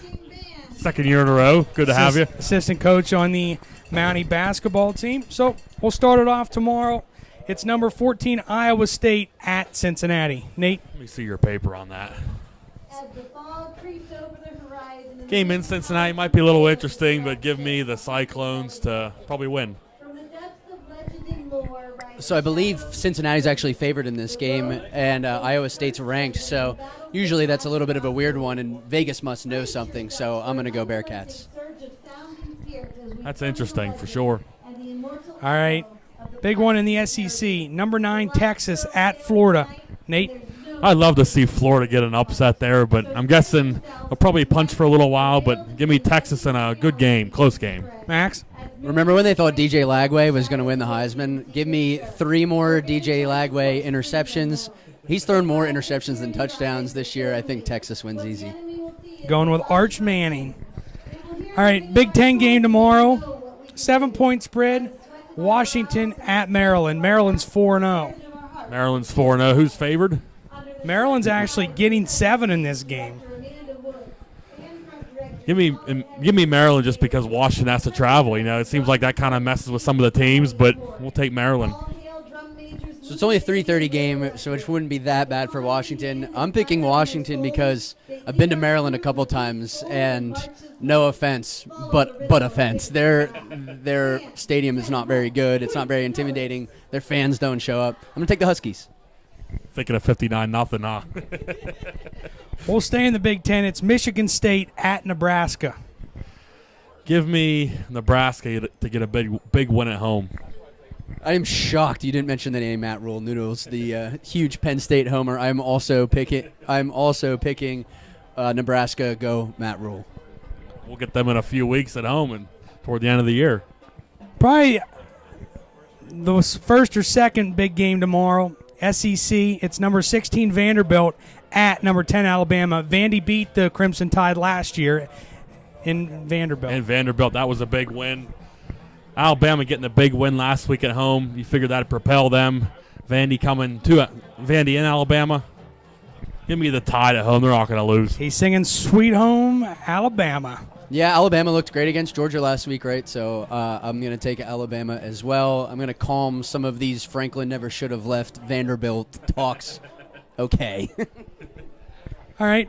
One for the service academies as the Air Force takes on Navy tomorrow. Got to thank all of our service men and women for all they do. Now they put it out on the field. It's Air Force at Navy. I come from an Air Force family. My grandfather was in the Air Force, couple uncles. I can't go against the Air Force Academy to get the win on the road. Navy's playing well this year. They're 4-0. I'm going to go with the midshipmen. That's what they're called, right? Yep. Yeah. All right, big one tomorrow. Nick Mano has his ears tuned for this one. Number 3, Miami at number 18, Florida State. We watched the game last week. What was it? Florida State and Virginia. Right after the game we did last week, we saw after that last play, Virginia was right on the field. They get the big win at home. Miami, I picked against Miami there a few weeks ago. I made Nick a little bit mad, but you know what? They're playing good football. Florida State, getting that loss last week. Miami's gonna get a big win tomorrow night. I was going to say the same thing. I think Florida State has a hangover after that storming. That was the coolest field storming I've ever seen. It was like simultaneously game over. They were on the field. Like there was no delay there. It was just like it was scripted, something you'd see in a movie. Yes, I'm taking Miami. All right. Now the 2 locals. Tomorrow, high noon, ACC Network. It's Boston College at Pitt. I guess I'll make DJ happy again. We'll take Pitt. Playing good football. There's a revival going on at Pitt right now. There's a lot of the players and the teams turning to our Lord and Savior, so I'm a big fan of that. I'm going to go with the Panthers. I agree with that, Max. All right, and then tomorrow, 3:30, CBS. The Nittany Lions of Penn State look to bounce back from last week's tough loss to Oregon in double overtime. They travel to Pasadena in the Rose Bowl to take on UCLA. you get the loss. We always talk about bouncing back from losses, going through adversity, figuring stuff out. Nittany Lions now get a couple weeks to do that before getting a bye, then going to Ohio State. It starts tomorrow. Your first adversity is making the trip, but you go out there. You won the big game last year out there, different stadium, but against USC. You go out there, you kind of start to right the ship, figure some stuff out, get a big win tomorrow night. I'm going to say Penn State covers. I'm sure most people are not saying that. I'm going to give some words of encouragement to our head coach, James Franklin, and our lead quarterback, Drew Aller. We believe in you two, despite what a lot of the other folks say. I believe in them. Very sad about Tony Rojas going down with an ACL. That's a bummer. But do we see a little bit of LeVar Arrington Jr. step up and maybe get some playing time in that role? Not really sure. But Penn State definitely has their get-right game. Penn State by 1,000,000. Covering the spread and a lot more, he says. All right, while we have assistant basketball coach here, Max, talk about the upcoming season, first game, where you're at, home opener when it is. Yeah, we're really excited. We lost our captain, Lucas Peterson, from last year. He is now at Pitt Bradford playing baseball there. We unfortunately also lost homecoming king, just announced, Connor Mateer, to an ACL in the spring when he was playing some basketball. So definitely still praying for him that he has good healing, potentially back for his senior year of baseball. So those are two tough losses there, but we're really excited to welcome two new freshmen who are twins. They're going to give us a lot of size down low, and we're really excited to have the two of them. But don't forget we returned Zach Myers. That's a lot of points, a lot of rebounds. He's going to be our senior leader this year. We also returned Nick DeSimon, who's been playing in the Beardsley League with Zach as well. Over in Clearfield, and we're just excited for the work that they put in this offseason. Let us not forget about Mason Klinger, who's been putting in a lot of work this offseason, both on the court and the weight room. And how about our boy Festus here? Don't forget about him. He's our sniper, our sharpshooter, so excited to watch Aaron Davis play out there as well. So we open up on the road on the 3rd with Bald Eagle, but also want to mention on the 8th our home openers against December. We open against West Branch. Shout out Danny Clark. He's hanging them up temporarily, but West Branch's coach, Danny Clark, had a great career there at West Branch. They have a new coaching staff there, so we're excited to open up at home against them. They've been really tough the past couple of years. Us going against them haven't really gotten a few wins. We haven't really gotten any wins against them the last couple of years, so we're really excited to come out strong in our home opener against West Branch on December 8th, so we hope to see you out there. A lot of the names you were just talking about there, with myself helping Joe call some of the games the last few years, all those guys like Aaron Davis, Mason Klinger, Nick DeSimon especially, getting a lot of valuable varsity time, in their, sophomore, junior campaigns, even freshman campaigns. So that experience those guys have had is really going to help, build into this year for those guys. Yeah, so thank you guys for having me. We're really excited about the basketball season, but it's football season, so let's not jump ahead. Hopefully the Mounties here bounce back in the second half, hopefully get the offense rolling. Just really excited to watch this team after their big win last week, and hopefully they can kind of maybe have a little bit of a nice halftime speech that James Franklin gave, and maybe we see a nice little third, fourth quarter action here.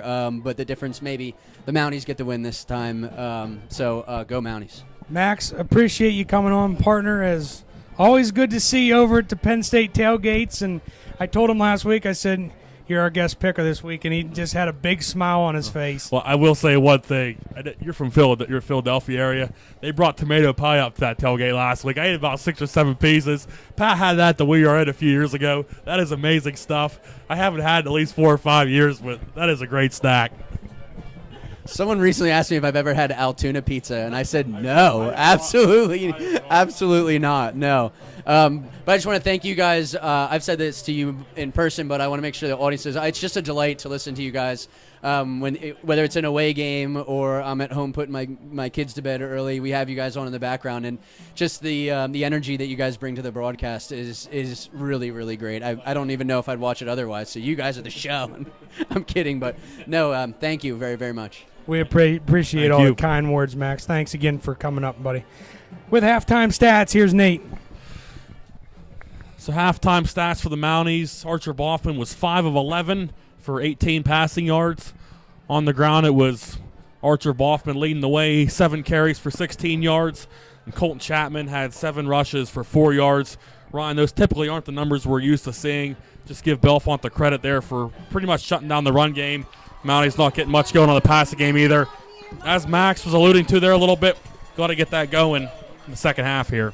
Exactly. So taking a look at some scores from around the area at the half, it's Mount Union 13, Juniata Valley 7, it's Bishop Guilfoyle 14, Bellwood Annis nothing. It's Clearfield 6 and Baldy Galeria 3. It's Bedford 7, Somerset 6. It's McCourt Carroll 42 and Westmont Hilltop nothing. It's Cambria Heights 35, Portage 6. Forest Hills leads Central Cambria 14 to nothing. It's Chestnut Ridge 7 and Penn Cambria 7 at the half. Claysburg Kimmel 32, Glendale nothing at the half. And Meshana Valley leads Curvensville 7 to 3 also at the half. And Tyrone 28 and Huntington 7. That's a big one there, as Huntington's played some good football this season. And to see that score, that's kind of eye-opening in my opinion. And trying to see a West Branch score. Still last I have, it's 12-6 Southern Huntington. That's the last update they have on their Facebook page.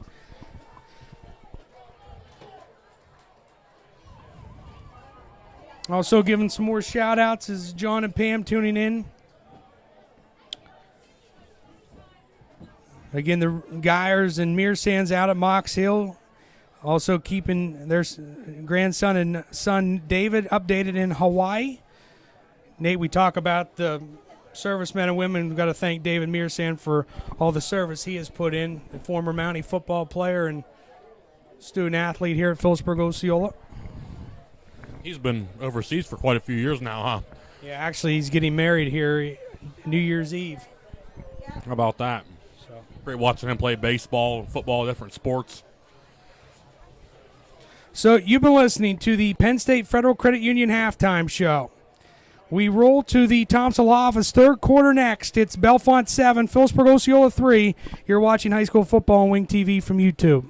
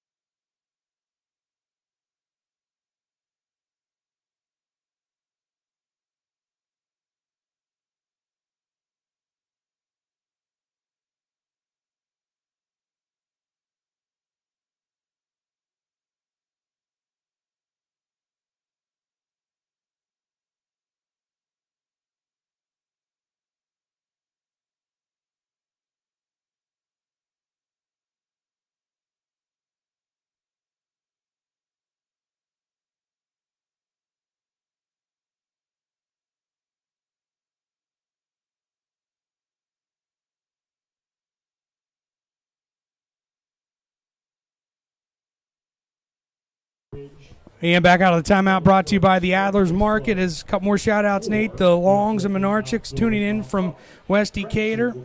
Anime Chipper and our good buddy Chemo Potts also tuning in. Sandy Myers and Nick Garal tuning in from Philadelphia.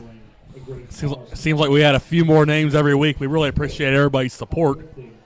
So, ready to start the Thompson Law Office third quarter. Braylon Phillips has it teed up.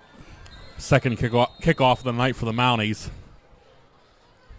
Starting the second half, kicking off for the Mounties. Gall and Smith Kirk back for the Red Raiders. Back to receive number 3, Isaac Gall. Phillips approaches, high end over end. Short, Smith Kirk takes it 20, on the run 25, 30, to the 32, 33-yard line, and that's where Bellefonte will put it in play first and 10. Mason Marlowe, Nick Dillon, and Aaron Davis in on the tackle for the Mounties on the kickoff return. Well, the story of the first half, Ryan, is the only 2 scores in this game were based off each team turning the ball over and getting really good field position. What offense is going to be able to run down the field and actually score? It hasn't happened yet. First and 10, Bellefonte throwing 34-yard line. They pop out of there. 2 near side, 1 far side. Park in a pistol set with Smith Kirk behind him. Park hands it off. Smith Kirk to the line of scrimmage and deck there after no gain. It was Evan Eichenlob. Second down and 10 for Bellefonte. Give the Mounties credit. You know, Smith Kirk leading rusher for Bellefonte. Mounties did a pretty good job containing him in the first half, too. See if they can get an early stop here and flip the field. 2 near side, 1 far side. In the guns, Park. Smith Kirk to his left. Hand it off. Nope. Park takes it back, straight drop, long and deep down the middle of the field for Crawford's got it on a dead run. 20, 15, 10, and tripped up at the 5-yard line. Aaron Davis. No, actually McClanahan. I watched him run the seam route, Ryan. He was covered pretty well at first, but it seemed like after the ball went up, he cut toward the middle of the field, got that little bit of separation he needed. Ball was perfectly thrown, and Bellefonte, just like that's in major business. First and goal, Red Raiders at the Mountie 5-yard line.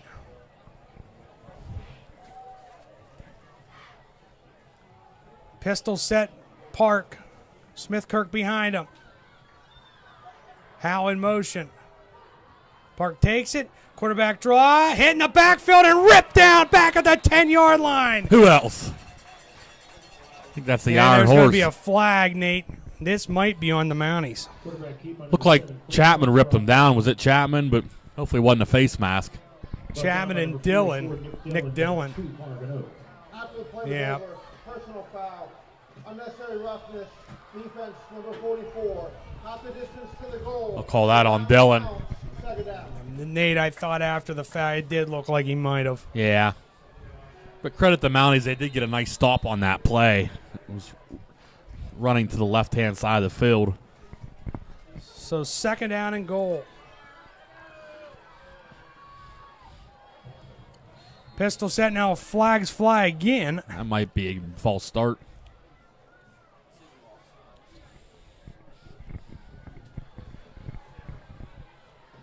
Prior to the snap, encroachment, defense number 56. Can't catch a break here, Ryan, can you? Offsides against Ryan McClure. Well, this is the closest anybody's been to the end zone since Bellefonte's, first drive when they got the fumble. They scored a touchdown. They're looking to punch this in from the 3 or from the 2. From the 2.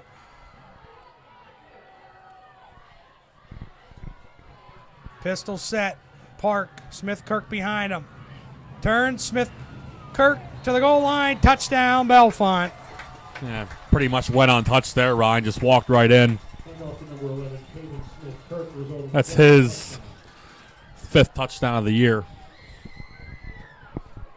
So Bellefonte takes their opening drive of the second half and gets 6 after the long pass play from Park to Langell.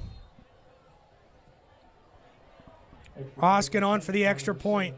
7, William Oskin. Out of the hold of Alton Howe. Snap. Oskin's extra point sails through and good. With 10:09 to go in the Thompson Law Office third quarter, it's Bellefonte 14, Philipsburg-Osceola 3. You're watching high school football on Wing TV from YouTube.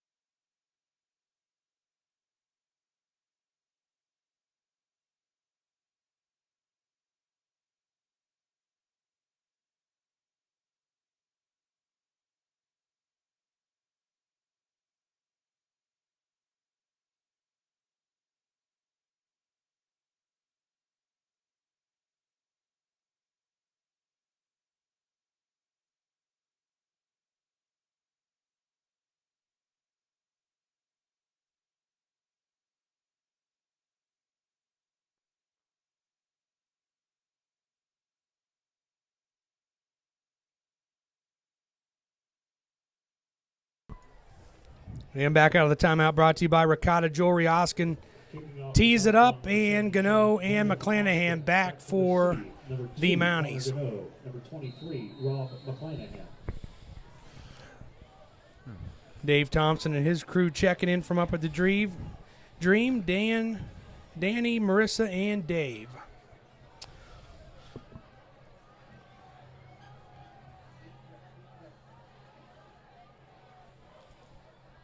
Oskin approaches, kicks it high and over end. McClanahan takes it 15, 20, 25, and over the 25 to the Kickoff received by number 23. 28-yard line, Nate. They're going to mark them down. That's where the Mounties will set up shop 1st and 10 to start their first drive of the second half. Credit Bellefonte for setting the tone, getting a really big first big offensive drive of the game. Let's see if the Mounties, they're going to get their first crack out of here since halftime, see what they can respond with.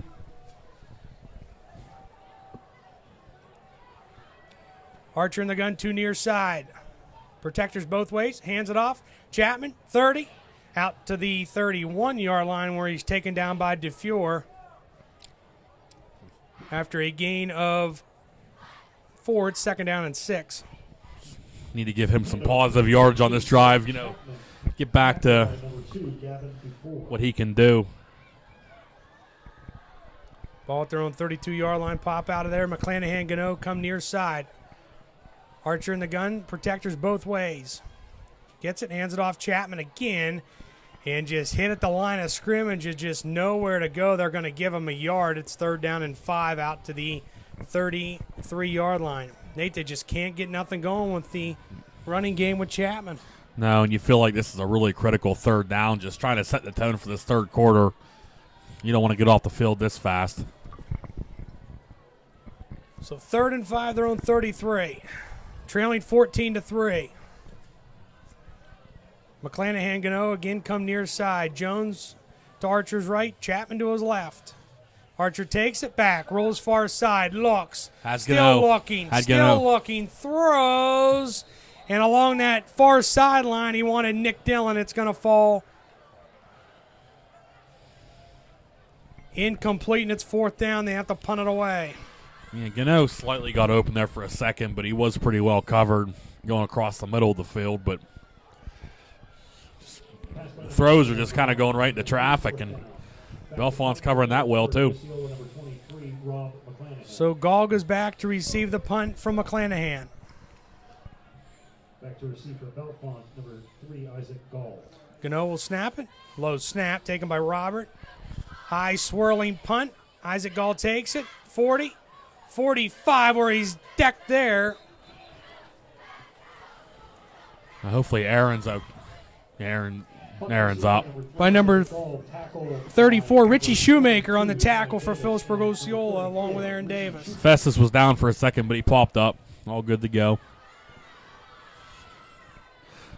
Well, talk about being in danger zone. I'd say this is about danger right here. You're in a pretty tough spot being down 11 based on where we're at with the time and everything. Got to get back to the defense that kind of kept you close in the first half here. Pistol set for Quinn Park. Smith Kirk behind him. 2 far side and 1 to the near side. DeFure in a wing left. Gets it, hands it off, and right at the line of scrimmage. Decked him. Connor Eichenlob first on the scene for the Mounties. It's second down and 10. They needed that, Ryan. Just a good old stone wall there and nowhere to go.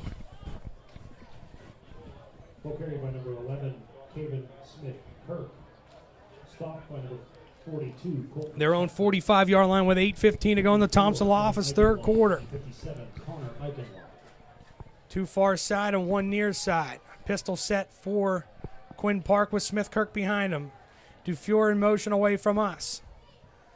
Hands it off. Nope. Play action fake. Rolls near side. Looking. No, tucking and going. Just bumped out of bounds by Colton Chapman. No gain. It's third down for Bellefonte. Quinn Park. Tackled out of bounds by number 42, Colton Chapman. Might give him a half yard, Nate. Third down and 9.5. Number 12, Landon Langell, that had that big catch on that last drive. He got open there at the last second. Luckily, it was a tuck and run. Marlowe comes in, McClure goes out, Cartwright comes in, and Duckett comes out. Pistol set, Quinn Park. Smith-Kirk behind him, two far side and one to the near side. Dufour in motion away from us. Park gets it, straight drop, looks, rolls near side, looking, being chased, hit, and out of bounds, fourth down. Nate, they needed a stop there and got it. Yeah, we just talked about, played great defense on 4 drives in a row last, first half. And a score there would have been pretty tough to overcome. Jones finally bumps him out with Chapman. At least you're getting the ball back here. So Bartley to punt for Bellefonte. Gano back with Chapman in front of him. High snap. Nice Gets catch. it out of there. Swirling punt. Gano calls for a fair catch. That's And he's gonna be a interfered penalty. with. That's got to be a penalty. Yeah. Interfered with Gano, so there's an extra 15. That had to be a penalty. I'm glad for a second I didn't know if they were going to throw it. But great credit the punter there, though. High snap, recovered it well, got the punt off. So we'll hear from head referee Derek Solner in a moment.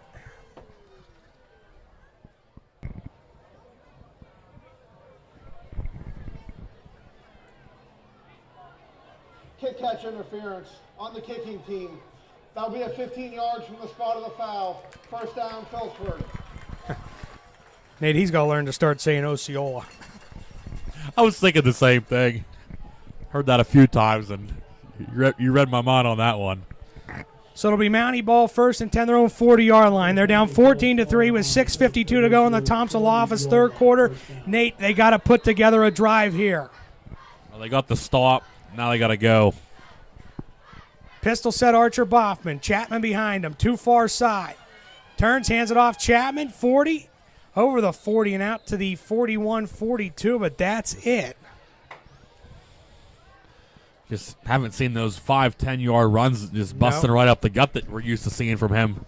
Gets to it, 2nd and 8 out to the 42-yard line. Chapman gain of 2 on the play, second down. I just credit the Bellefonte keeping everything tight, playing that.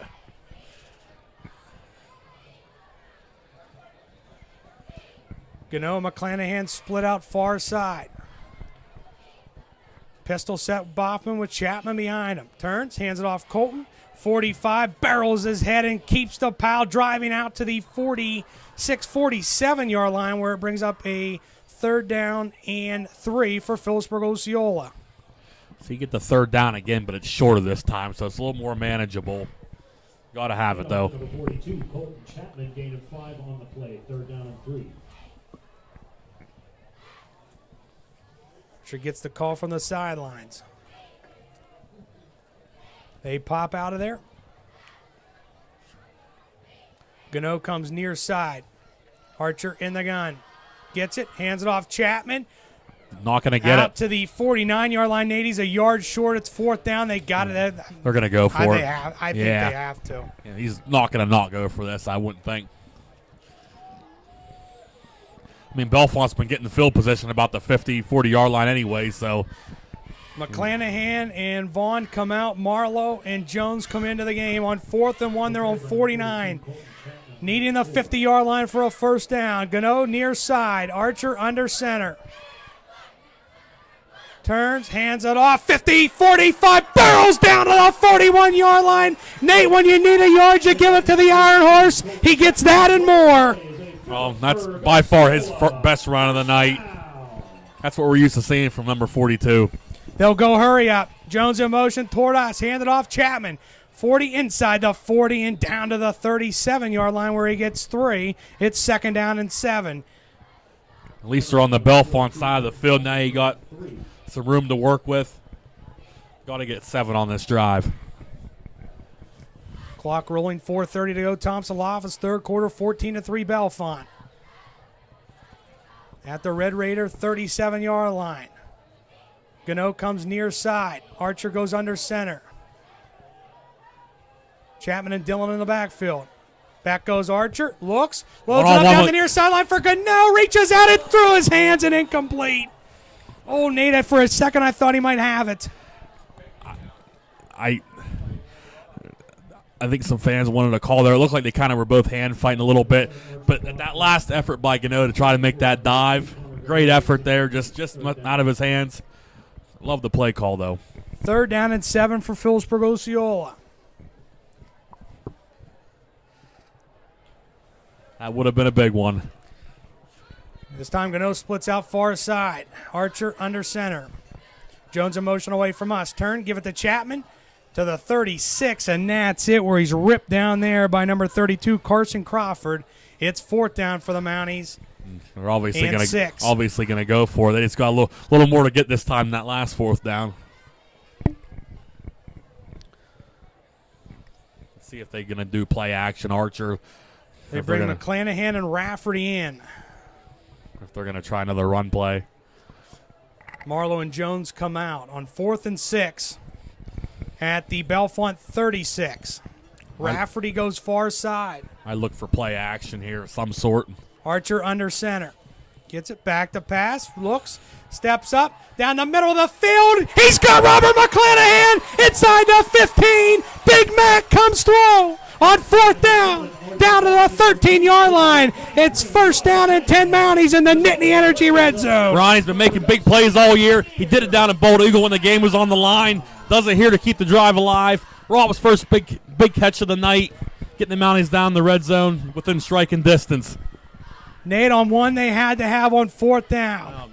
23 is becoming as clutch as they come. Gano near side. Archer hands it off. Chapman to the 10. Barrels his way down inside the 10 to the 8-yard line. It's second down there for Philipsburg-Osceola after a gain of 5. They'll go hurry up. Definitely the closest they've been to the end zone in this whole game. And we're going to get a timeout.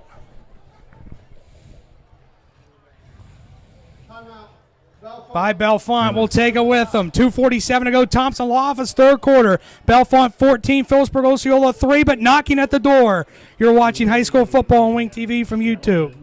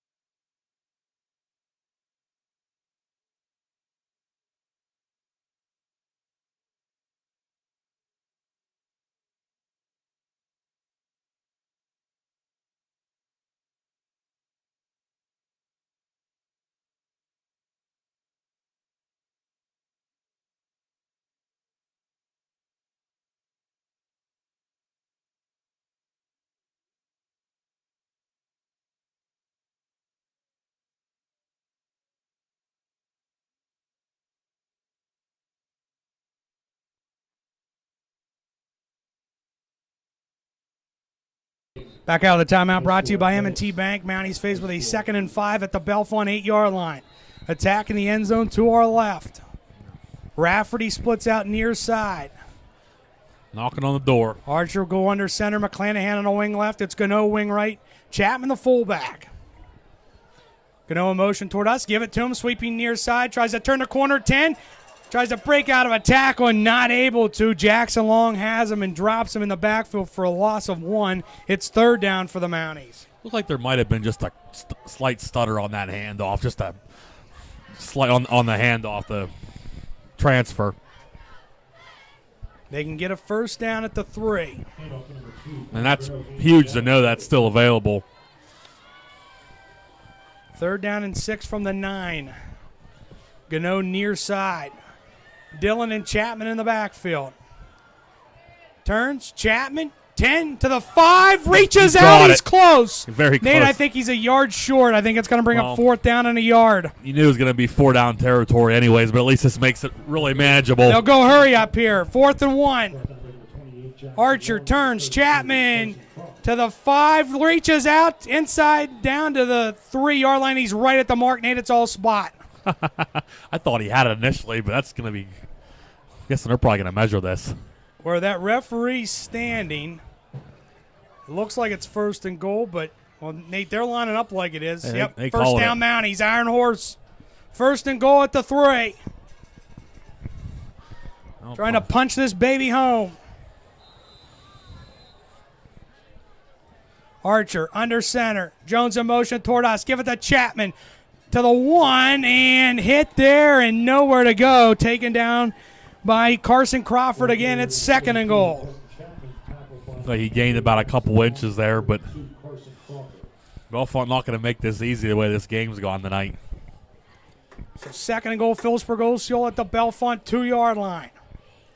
Gano goes out far side. Dillon and Chapman in the backfield. Jones in motion away from us. Give it to Chapman off the right side this time. Hit and stonewalled again, Nate, but he keeps on fighting. Might have got a yard. But it's no gain. It's going to be 3rd down and goal. Is he moving? Nope. No gain at all. You're right. Got about 2.5 yards. Need a Nate, big. this is where your offensive line's got to dig deep here. All that hard work all you the put in the off season. All the summer practices, all the pains and the blood and everything. This is where it comes in play right here. Gano comes near side. Again, Dillon and Chapman in the backfield. Jones on a wing right in motion toward us. Archer, quarterback keeper, to the goal line. Is he in? He's got it. Touchdown, Philipsburg-Osceola. Archer Poppin says, I'll call my own number.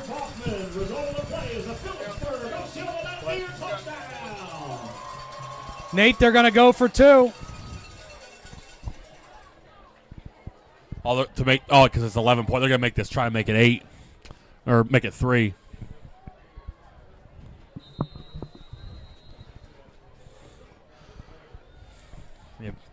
Kind of switched up there by going to Boffman, and Boffman just takes it himself. He got that push that time, Nate, and got to the goal line and got in. Big play here. Is it going to be a field goal game or is it going to be a 5-point game? Archer in the gun. Vaughn to his right.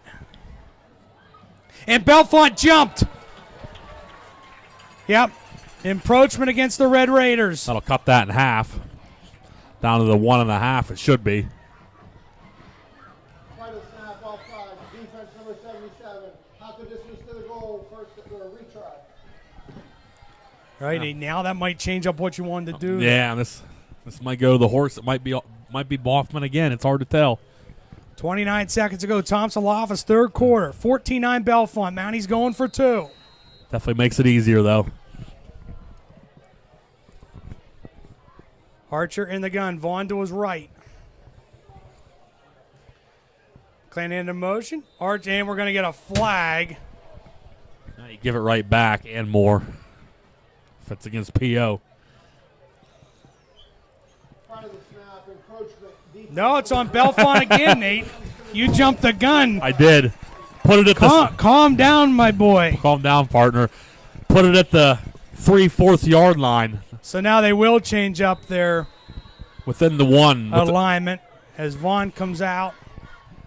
You're inside the 1 yard line here. Nick Dillon comes into the game. Archer will go under center. Dillon and Chapman behind him. Push to the goal line and still pushing. Oh, my goodness. Nate, he's right there. He didn't get it. Nope. He didn't get that good initial surge. I didn't off the snap. It didn't look like he had it, and next it becomes a pile. You can't really tell, but Bellefonte tried to give that to them in the worst way. Two penalties in a row, and still cannot come up with it. But, Nate, when they put together a 60-yard drive, get 6. It's 14-9 with 29 seconds to go in the Thompson Law Office third quarter. Now we're going to be in for a great fourth quarter for the Luther Trophy, Ryan. It's a one-score game. Fourth quarter, it's what Friday Night Lights are all about. It's what this whole crowd's here to watch, too. 14-9 Bellefonte. You're watching high school football on Wing TV from YouTube.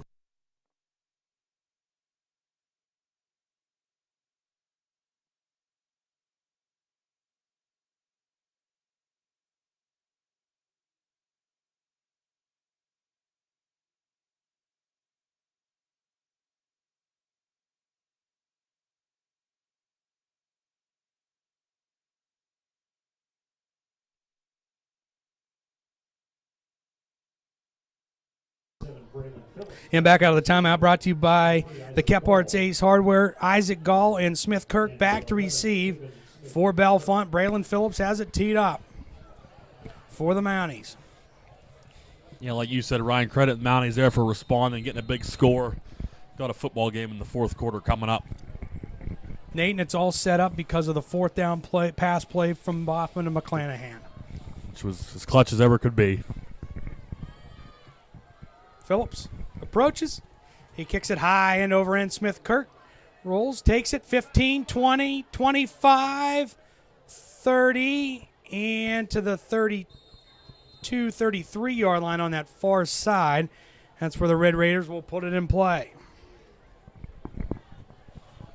Guessing they'll probably run one play here, and that'll probably take us to the fourth.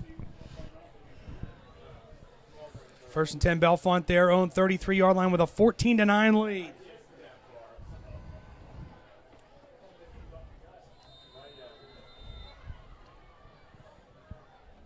Pop out of there.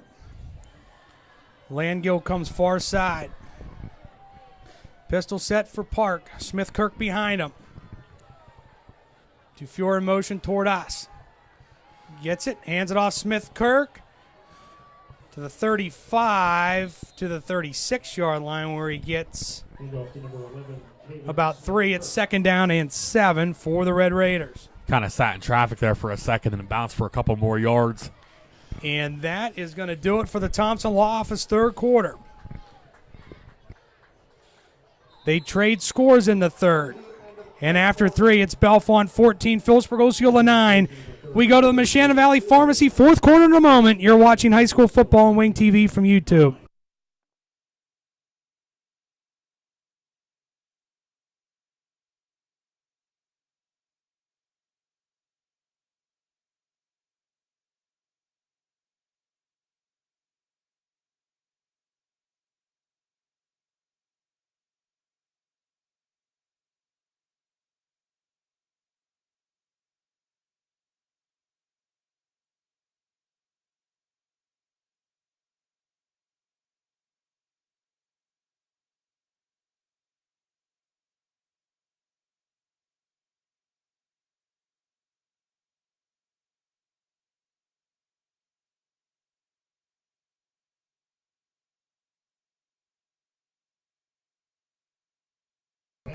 And back out of the timeout, brought to you by Blaze Alexander, starting the Meshannon Valley Pharmacy fourth quarter. Nate Amber and J.P. Lavonik checking in along with Tyler Mearsan. I got a text from Dustin Schoening there and Jared checking in from Osceola. Bellefonte second down 7, their own 36-yard line. Landgill splits out far side, one near side, pistol set for Quinn Park. Smith Kirk behind him. Park gets it, hands it off Smith Kirk, through a whole 40, breaks a tackle out to the 45-yard line on a first down for the Red Raiders. Hard run there for Smith Kirk getting the first down. Colton Chapman on the tackle for Philipsburg-Osceola. Ball carried by number 11, Caven Smith Kirk, tackled by number 42. First down and 10, Red Raiders, their own 46-yard line. Boy, Nate, if they could somehow come up with a turnover here. Yeah, turnover would be huge. It's not going to be many more possessions left in this game. Got to get good field position at some point. Langle splits out far side with Bartley. One near side. Quinn Park in the gun. Bartley in motion toward us. Quinn Park keeps it himself 50. Down to the 45-yard line where he's taken down by Connor Gano and Archer Boffman. But right at the sticks, Nate, it might be another first down. They ran that play early in the game, and the Mounties contained it pretty well, but that's a big conversion there for Park. Give it to him, first down, Red Raiders at the Mountie 44-yard line.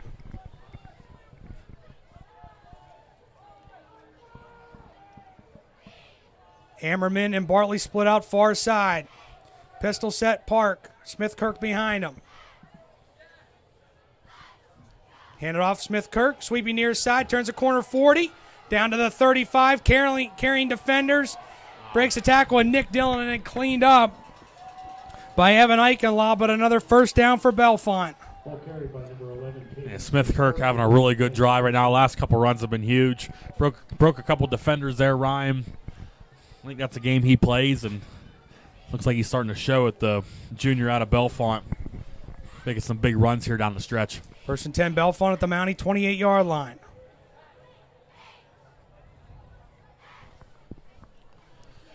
Tight formation, pistol set, Park. Gets it, rolls near side on the option. He'll keep it himself to the 25. Oh, no. And Nick Dillon rips him down and out of bounds. I was worried there for a second. At the Mountie 19-yard line, he gets 5 at 2nd and 5.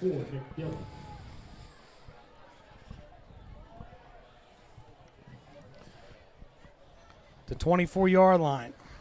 And Bellefonte's in a position they're trying to milk as much clock as they can, under 10 minutes now before giving it back. That turnover would be everything right now. Ashton House splits out far side with Langill. Pistol set, Park. Turns, hands it off. Smith-Kirk through a hole, 20. Dragged down by Nick Dillon at the 18-yard line. Nady's right at the sticks. It's another Red Raider first down. As these first downs pile up, they're taking the clock with it. First and 10, Bellefonte at the Mountie 18-yard line. They pop out of there. Langill. Ashton House split out far side. Long to the near side. Handed off Smith-Kirk again at the line of scrimmage. He's just meant there and just goes down. It's no gain. It's second down and 10. Nate, that time the interior of the Mountie defensive front stuffed him. He was stuffed, had nowhere to go. And as he kind of had nowhere to go, a couple of Mounties wrapped around and tackled him down. And you got to make this tough for Bellefonte. You know, get him in a fourth down here, make him make a decision. Bordas and the Eichenlaw boys up front there for the Mounties. Second down and 10 for Bellefonte. Clock rolls to 8:29 to go in the Machana Valley Pharmacy fourth quarter. Howe and Langill split out far side, long near side. Handed off. Howe sweeping near side, turns a corner, 15, and taken out of bounds by Jaden Jones at inside the 15 at the 13-yard line. It's third down for Bellefonte. Biggest play of the ball game here. 3rd and 5. If you can keep it minimal yardage here, they might decide to kick a field goal to make it 8. If they get this close to the sticks, they're probably going to go for it. So, huge play coming up. 3rd and 5, Bellefonte at the Mountie 13-yard line. Langill. Ashton Howe force. Actually, he'll set up in a wing right. DeFiore in motion. Quinn Park gets it, hands it off Smith-Kirk. And taken down right at the line of scrimmage. No gain. It's 4th down for Bellefonte. And now decision time. I think they're going to kick. They will kick. To make it an 8-point game. I think that's the right call for your Bellefonte. Well, Nate, remember they blocked one tonight. If you're the Mounties, this is a victory. You get the stop like we just said. You have a chance to block this. Either way, if they make the kick, it's still a one-score game. Oskin on for a field goal attempt. 30-yarder.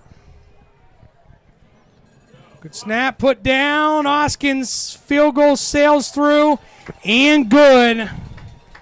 with 7:34 to go in the Mashana Valley Pharmacy fourth quarter. It's Bellefonte 17, Philipsburg-Osceola 9. You're watching high school football on Wing TV from YouTube.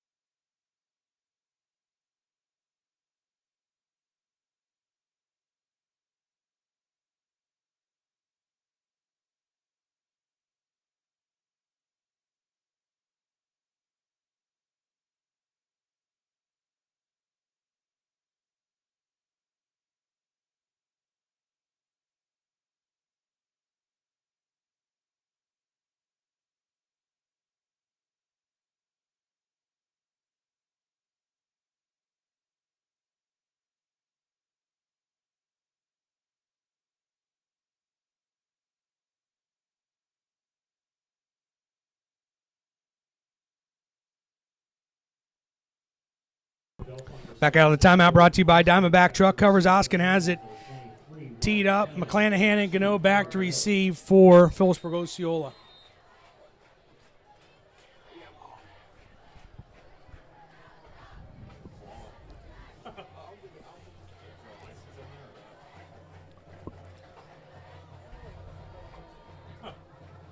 Oskin approaches.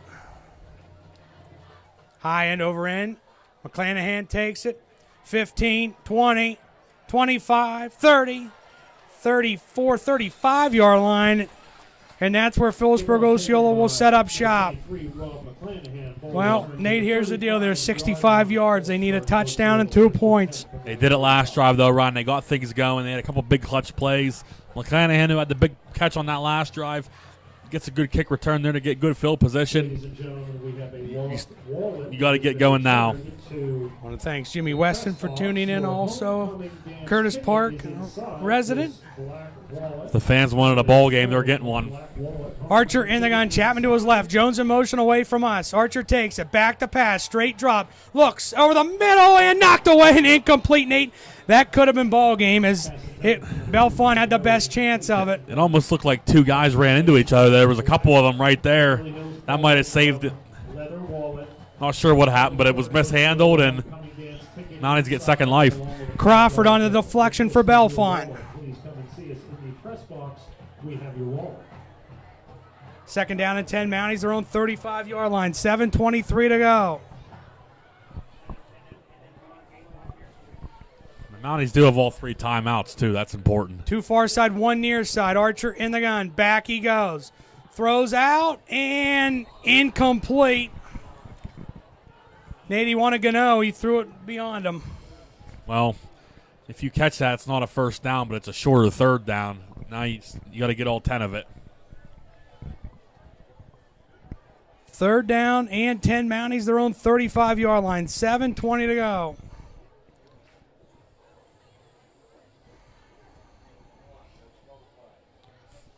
Well, Nate, when they've needed the big plays on third and fourth down, they've come through. Look for number 23 to make a big play here potentially. Gano, McClanahan split out far side. Rafferty near side. Wing right is Jones. Archer takes it. Straight drop.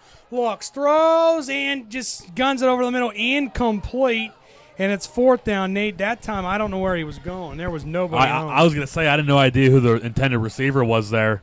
They're going to punt. Well, Nate, they have. You can't. You got to punt. You got all three timeouts to work with. 7:15 to go.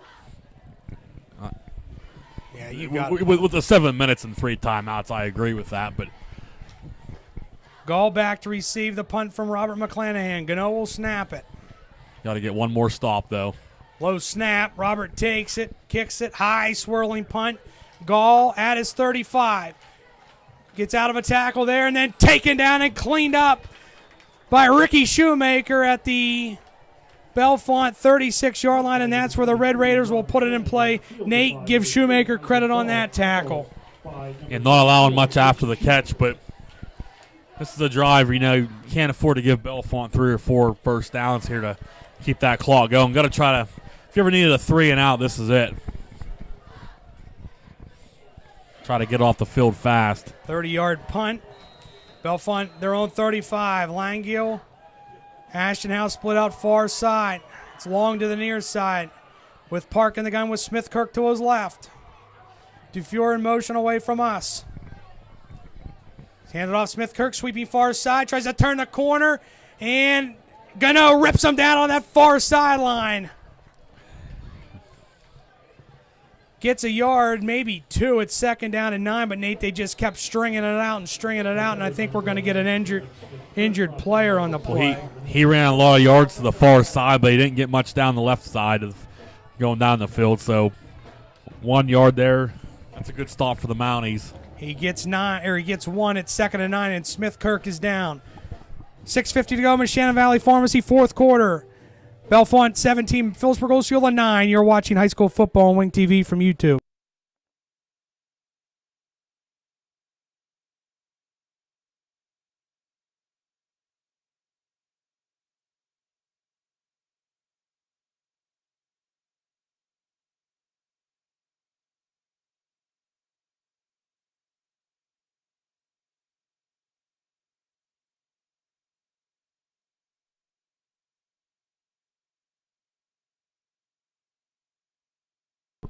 Back out of the timeout, brought to you by the Philipsburg VFW and Auxiliary. 2nd down and 9, Bellefonte.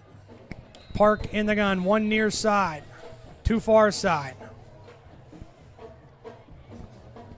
Park going to keep it himself to the 40, and tackled there by Connor Gano. Well, can they dig deep one more time here, Ryan? And they got a nice gain there to set up a short 3rd down, but you got to do it one more time. 3rd down and 3 for the Red Raiders.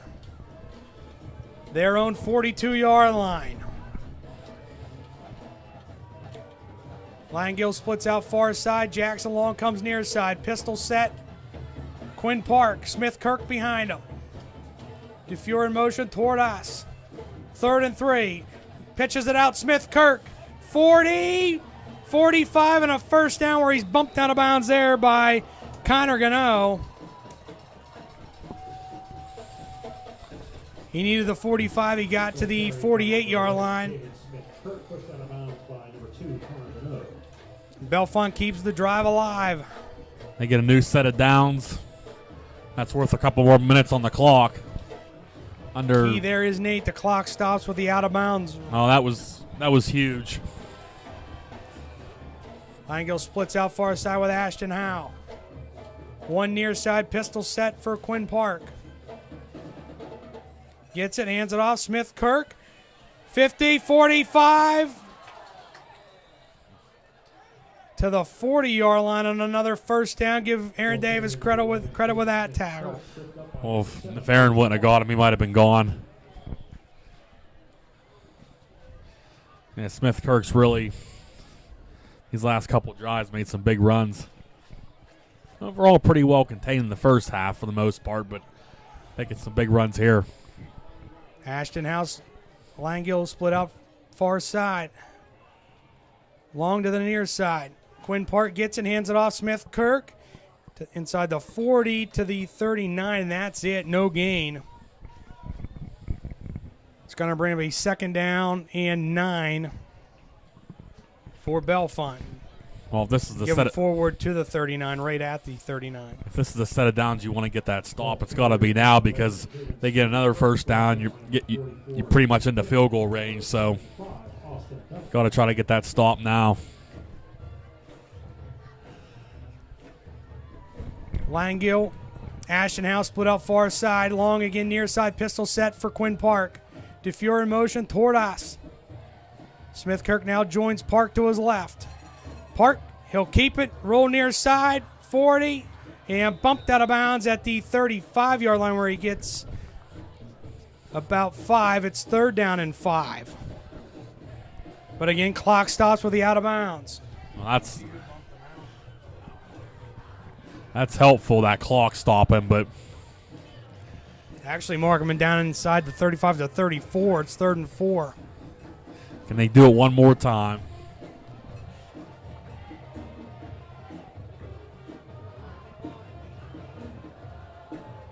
Langell, Ashton House split out far side.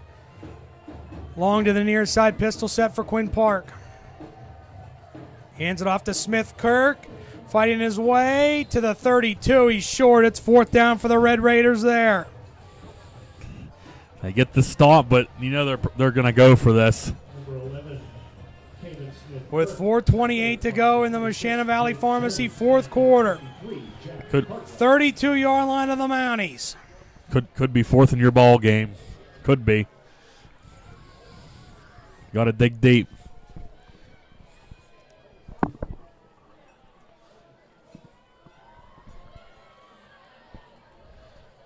Looks like they're going to take Bellefonte will just talk it over and let this clock run down. Play clock at 5. And Bellefonte will take a timeout. Second charge of the half. Their second one of the half. They'll have one left.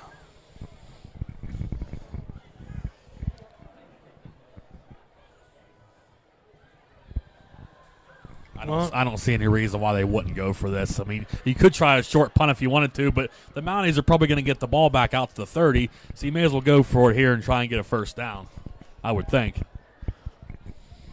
Guess we'll see. What do you think?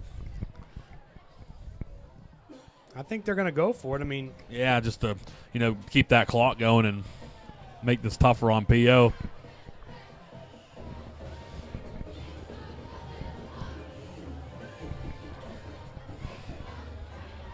Well, Nate, this defense, they ever needed a stop, here it is. And they made some big plays tonight. They've had some big stops in this game. Can they do it one more time? Bellefonte pops off of that far side of the field.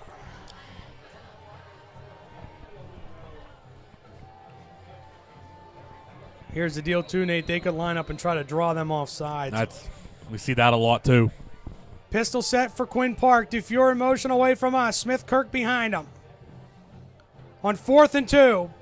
Pitches it out. Smith Kirk sweeping far side. Tries to turn the corner and hit right at the line of scrimmage. Right at the first down marker, Nate.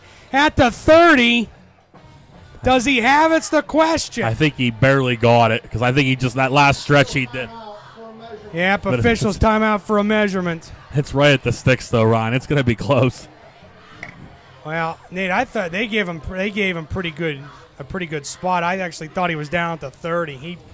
I think he's going to have this. From where the ball's at right now, it looks like he definitely has it. He got that last dive, though, I think that might have gotten that extra edge. They stretch it out. He's got it. And first down, Bellefonte. Oh, Smith Kirk gets it done. Like I said, Nate, I thought he got a good spot. It looked like he was down at the 30. It's a game of inches, and that's the prime example right there. First down, Red Raiders at the Mountie 29-yard line.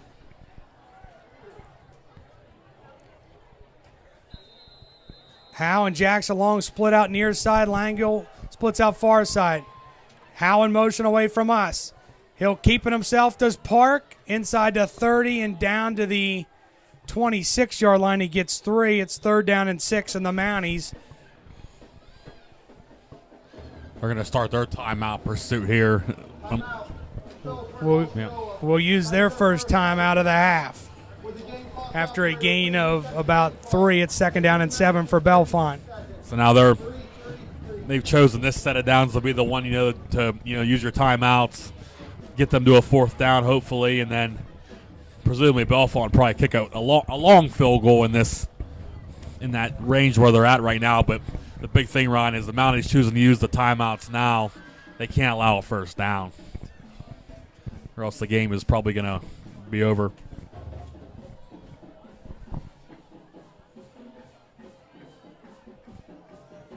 Ladies and gentlemen, once again, we want to take an opportunity to thank. As with the timeout, take a look at some scores. It's Juniata Valley 21, Mount Union 21, Bishop Guilfoyle 21, Bellwood Annis. That's a final. Also a final, Clearfield over Baltic area 12-6. And that'd be a pretty good game, sound like.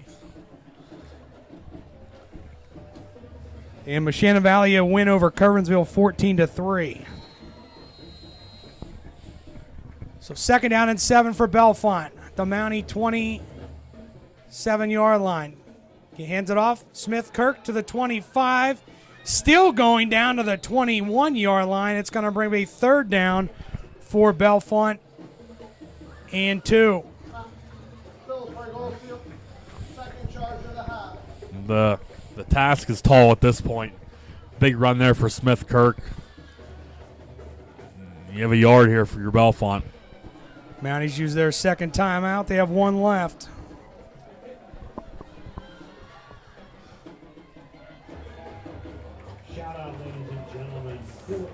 Third down and 2 for Bellefonte. They need the Mountie 19-yard line. Your classmates, thank you for your support.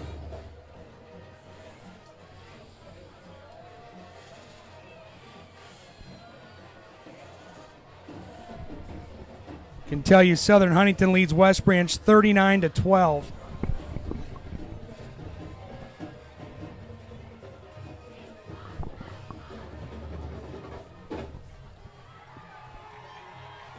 Third down and 2, Bellefonte. The Mountie 21. Park in the gun. DeFure in motion away from us. Park, quarterback draw to the 20. Short. He's going to be short. It's fourth down. By a hair. And the Mounties will burn their third and final timeout. Timeout. Philipsburg-Osceola. That is their third final charge timeout. Yes, and Bellefonte's going to do a push or some type of run here. Well, I don't see them kicking a field goal. He doesn't need much. The marker's just inside that 20-yard line. There's where you hope for maybe a fumbled snap or something. Need a miracle, because it almost looks like about the distance the Mounties had on that 2-point conversion, but I think the Mounties can flip the script on that one. Ladies and gentlemen, a black Beverly Hills Polo Club leather wallet has been returned to the press box. Black leather wallet. So 3:15 to go. 17-9 Bellefonte. They're trying to put this thing away and retain the Luther Trophy. And that'd be for the second year in a row if they were to win. Just a reminder, we'll be back on the air next Friday night from the Point in Johnstown as the Mounties travel to take on Bishop McCourt. Fourth down. All in tight. Quinn Park pushes the pile, and Nate, he's got it, and he just needed an inside the 20. He's got the 19. I say he didn't get much, but he didn't need much.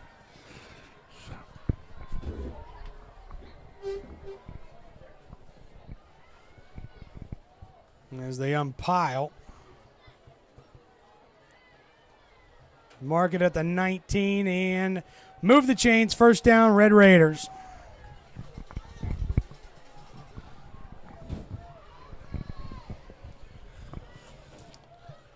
Well, Bellefonte's in a position they can take most of this clock away at this point and put them in field goal range as well.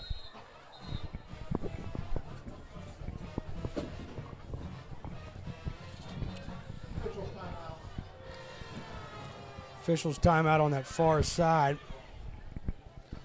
Like something happened with the chains.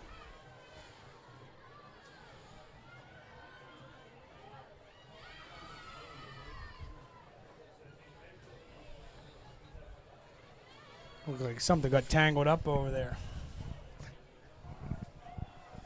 They were all down there looking and should have given them a magnifying glass.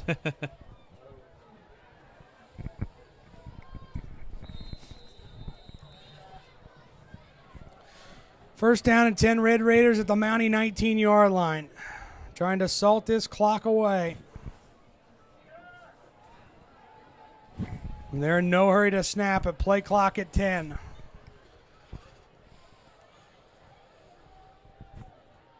Park swings it far side, turns upfield 15, 10, 5. Quinn Park, touchdown Bellefonte, and they will retain the Luther Trophy. It was going to be a tall task. They were, even with a couple runs, they were going to be able to take that well under a minute, probably 30 seconds to 45 seconds. And nail in the coffin there for Park. Hoskin on for the extra point.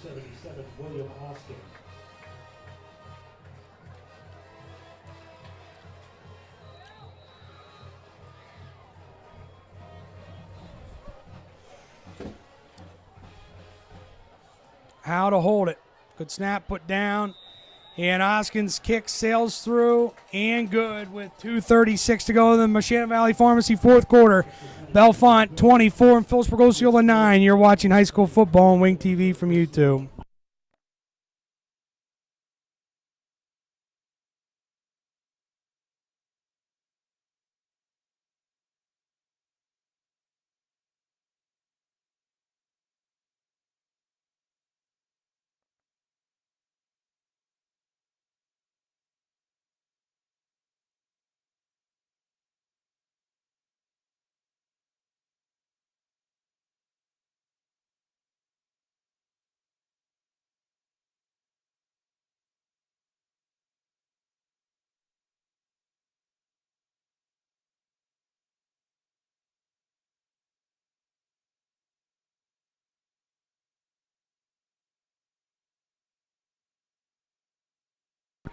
Back out of the timeout, brought to you by King Cole. Hoskin has it teed up.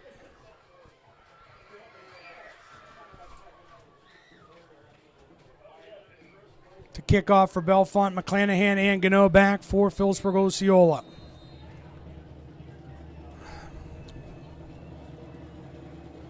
Well, Nate, to Bellefonte's credit, they keyed in on Chapman tonight, and you saw what happened from there. Yeah, the whole first half essentially, and give them credit. They played a hell of a ball game. High end over him. McClanahan takes it at the 10, 15, 20, 25 to the 29-yard line, and that's where the Mounties will put it in play with 2:31 to go. The 2 drives ago was probably the best drive that Mounties had all night. You know, Chapman had a couple good runs. McClanahan had the catch that saved the drive, and Mounties punched it in, but outside of that, it's been rough on getting the yardage tonight. So 1st and 10, their own 29. They pop out of there. Warren Rafferty splits out far side. McClanahan, Gano, near side. Archer in the gun. Jones in a wing left in motion toward us. Archer takes it back. Guns it to Gano. Steps out of bounds up at the 38-yard line where he gets, actually they give him the 39 right at the mark.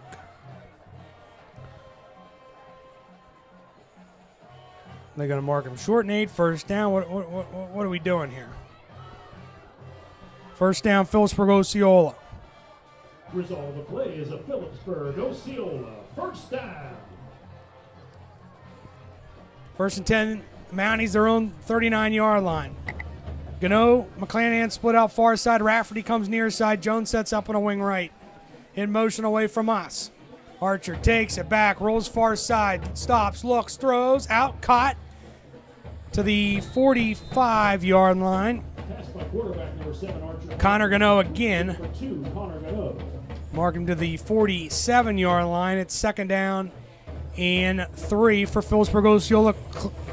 Approaching 2 minutes here in the game. Right at 2 minutes. They got to move, though. Not a lot of time for messing around. Gano, McClanahan near side. Archer back. Play action. Now he throws it up, throws it for McClanahan. Reaches. Oh, my goodness. And incomplete. Nate, I thought he was going to make the catch. Look, he kind of got bear hugged from behind, but nonetheless, if that would have been caught, that just would have been a heck of a play. We've seen Raw make some nice catches, but that one would have been nice. Nate, one thing you got to say about this group, they don't quit. No, they never have, and they're going to try here to get down the field and see what they can do, but they're not going to go away. 3rd down and 2, Mounties, their own 47-yard line. 2 near side and 1 far side. Archer in the gun. Gets it. Throws it out. And caught by Gano at the 49-yard line. He's got it. To the 48-yard line on a first down for Philipsburg-Osceola. Boffman to Gano again. Result of the play is a Philipsburg-Osceola first down. I'm thinking this next one's probably going to go down the sideline. At the Bellefonte 48-yard line. Rafferty splits out far side. Gano, McClanahan near side. Jones sets up in a wing left. Look for something to Rafferty here possibly. Archer takes it back. Straight drop. Throws. Caught by Connor Gano. 40. And tackled there by Dufour for Bellefonte. inside the 40 at the 39-yard line. He's short of the mark. It's second down. They got to go. In about one. You're right, Nate. They got to go. They're a couple plays here. They're just – you got to just run something. Under a minute to go now. Archer back, straight drop, rolls far side, being chased, loads it up down for Gano at the 10 to the 5, inside the 5, first and goal, Connor Gano. Nady was looking for his first touchdown reception of his career. That's what I was thinking. I said give him one and almost had it. Punch it in now, though. It's got to be a pass. They're in the Nittany Energy red zone. I know they'd run him on Chapman here, but if he gets stopped, you can't have that. At the 3-yard line. Gano has, I think, 5 or 6 catches on this drive. Give it to him again. Archer in the gun. Hands it off Chapman to the goal line. Has to have it. Has to have it. Still waiting. They got to down at the 1. They got to get up there and spike it or that's something. the thing. They got to go here because the clock's rolling. Yeah, the time's going to – no urgency at all. They're not going to have time to even get the ball Hand it back. off Chapman to the goal line. He's got it. Touchdown, Iron Horse, with 6 seconds to go. That was poorly mismanaged. Now, there's effectively no time, even if you do get an onside kick. You need an onside kick on a Hail Mary.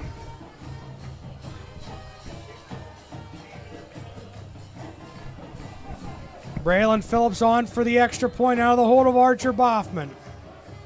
Gano will snap it. Low snap, tumbling, and Archer going to pick it up. Rolls near side, rolling, throws it, and Phillips catches it, and he gets decked. Now the game is over. It's a 2-score game. Well, Nate, that was just it was a low snap. That was it. Yeah.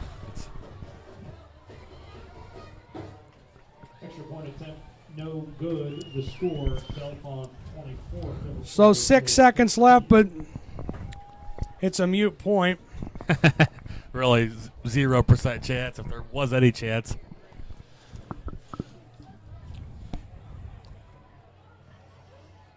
As the Mounties are going to drop to 4 and 3, and Bellefonte's going to go to 3 and 4. Mounties hit the road next week. The next 2 weeks at Bishop McCourt next Friday night, and then at Tyrone the following week before they will come back here for that Week 10 crossover game to be determined.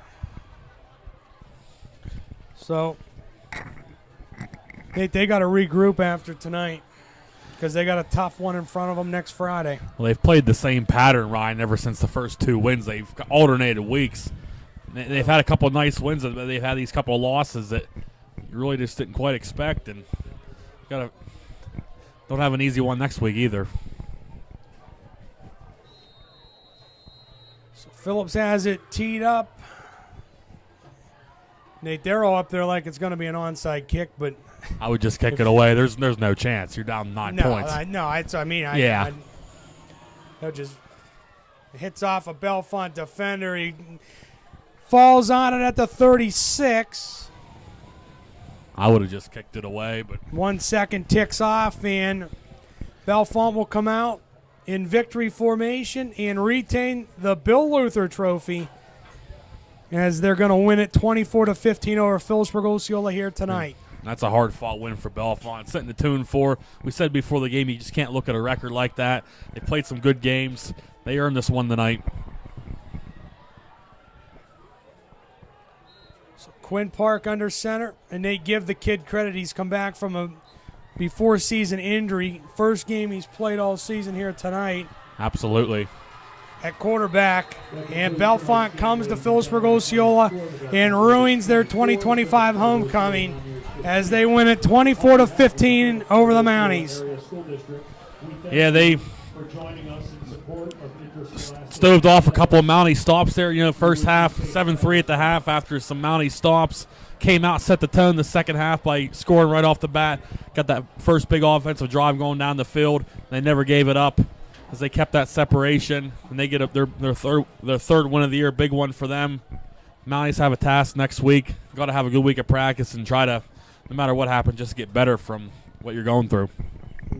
Yeah, so just a reminder, we'll be back on the air next Friday night, 6:45, with the McClure American Diner pregame show as we get you set for the Mounties and Bishop McCourt from the Point in Johnstown. Want to thank everybody here at Philipsburg-Osceola, including Athletic Director Kelly Reese, for all she does, making sure we have everything we need to get set up and on. Want to thank the man running the show, Mr. Aiden Anderson. For Nathan Harris, I'm Ryan Soldis, saying that final score one final time. It's Bellefonte 24, Philipsburg-Osceola 15. Everybody have a great rest of your Friday night, a great weekend, and we will talk to you from the Point in Johnstown next Friday night. Good night.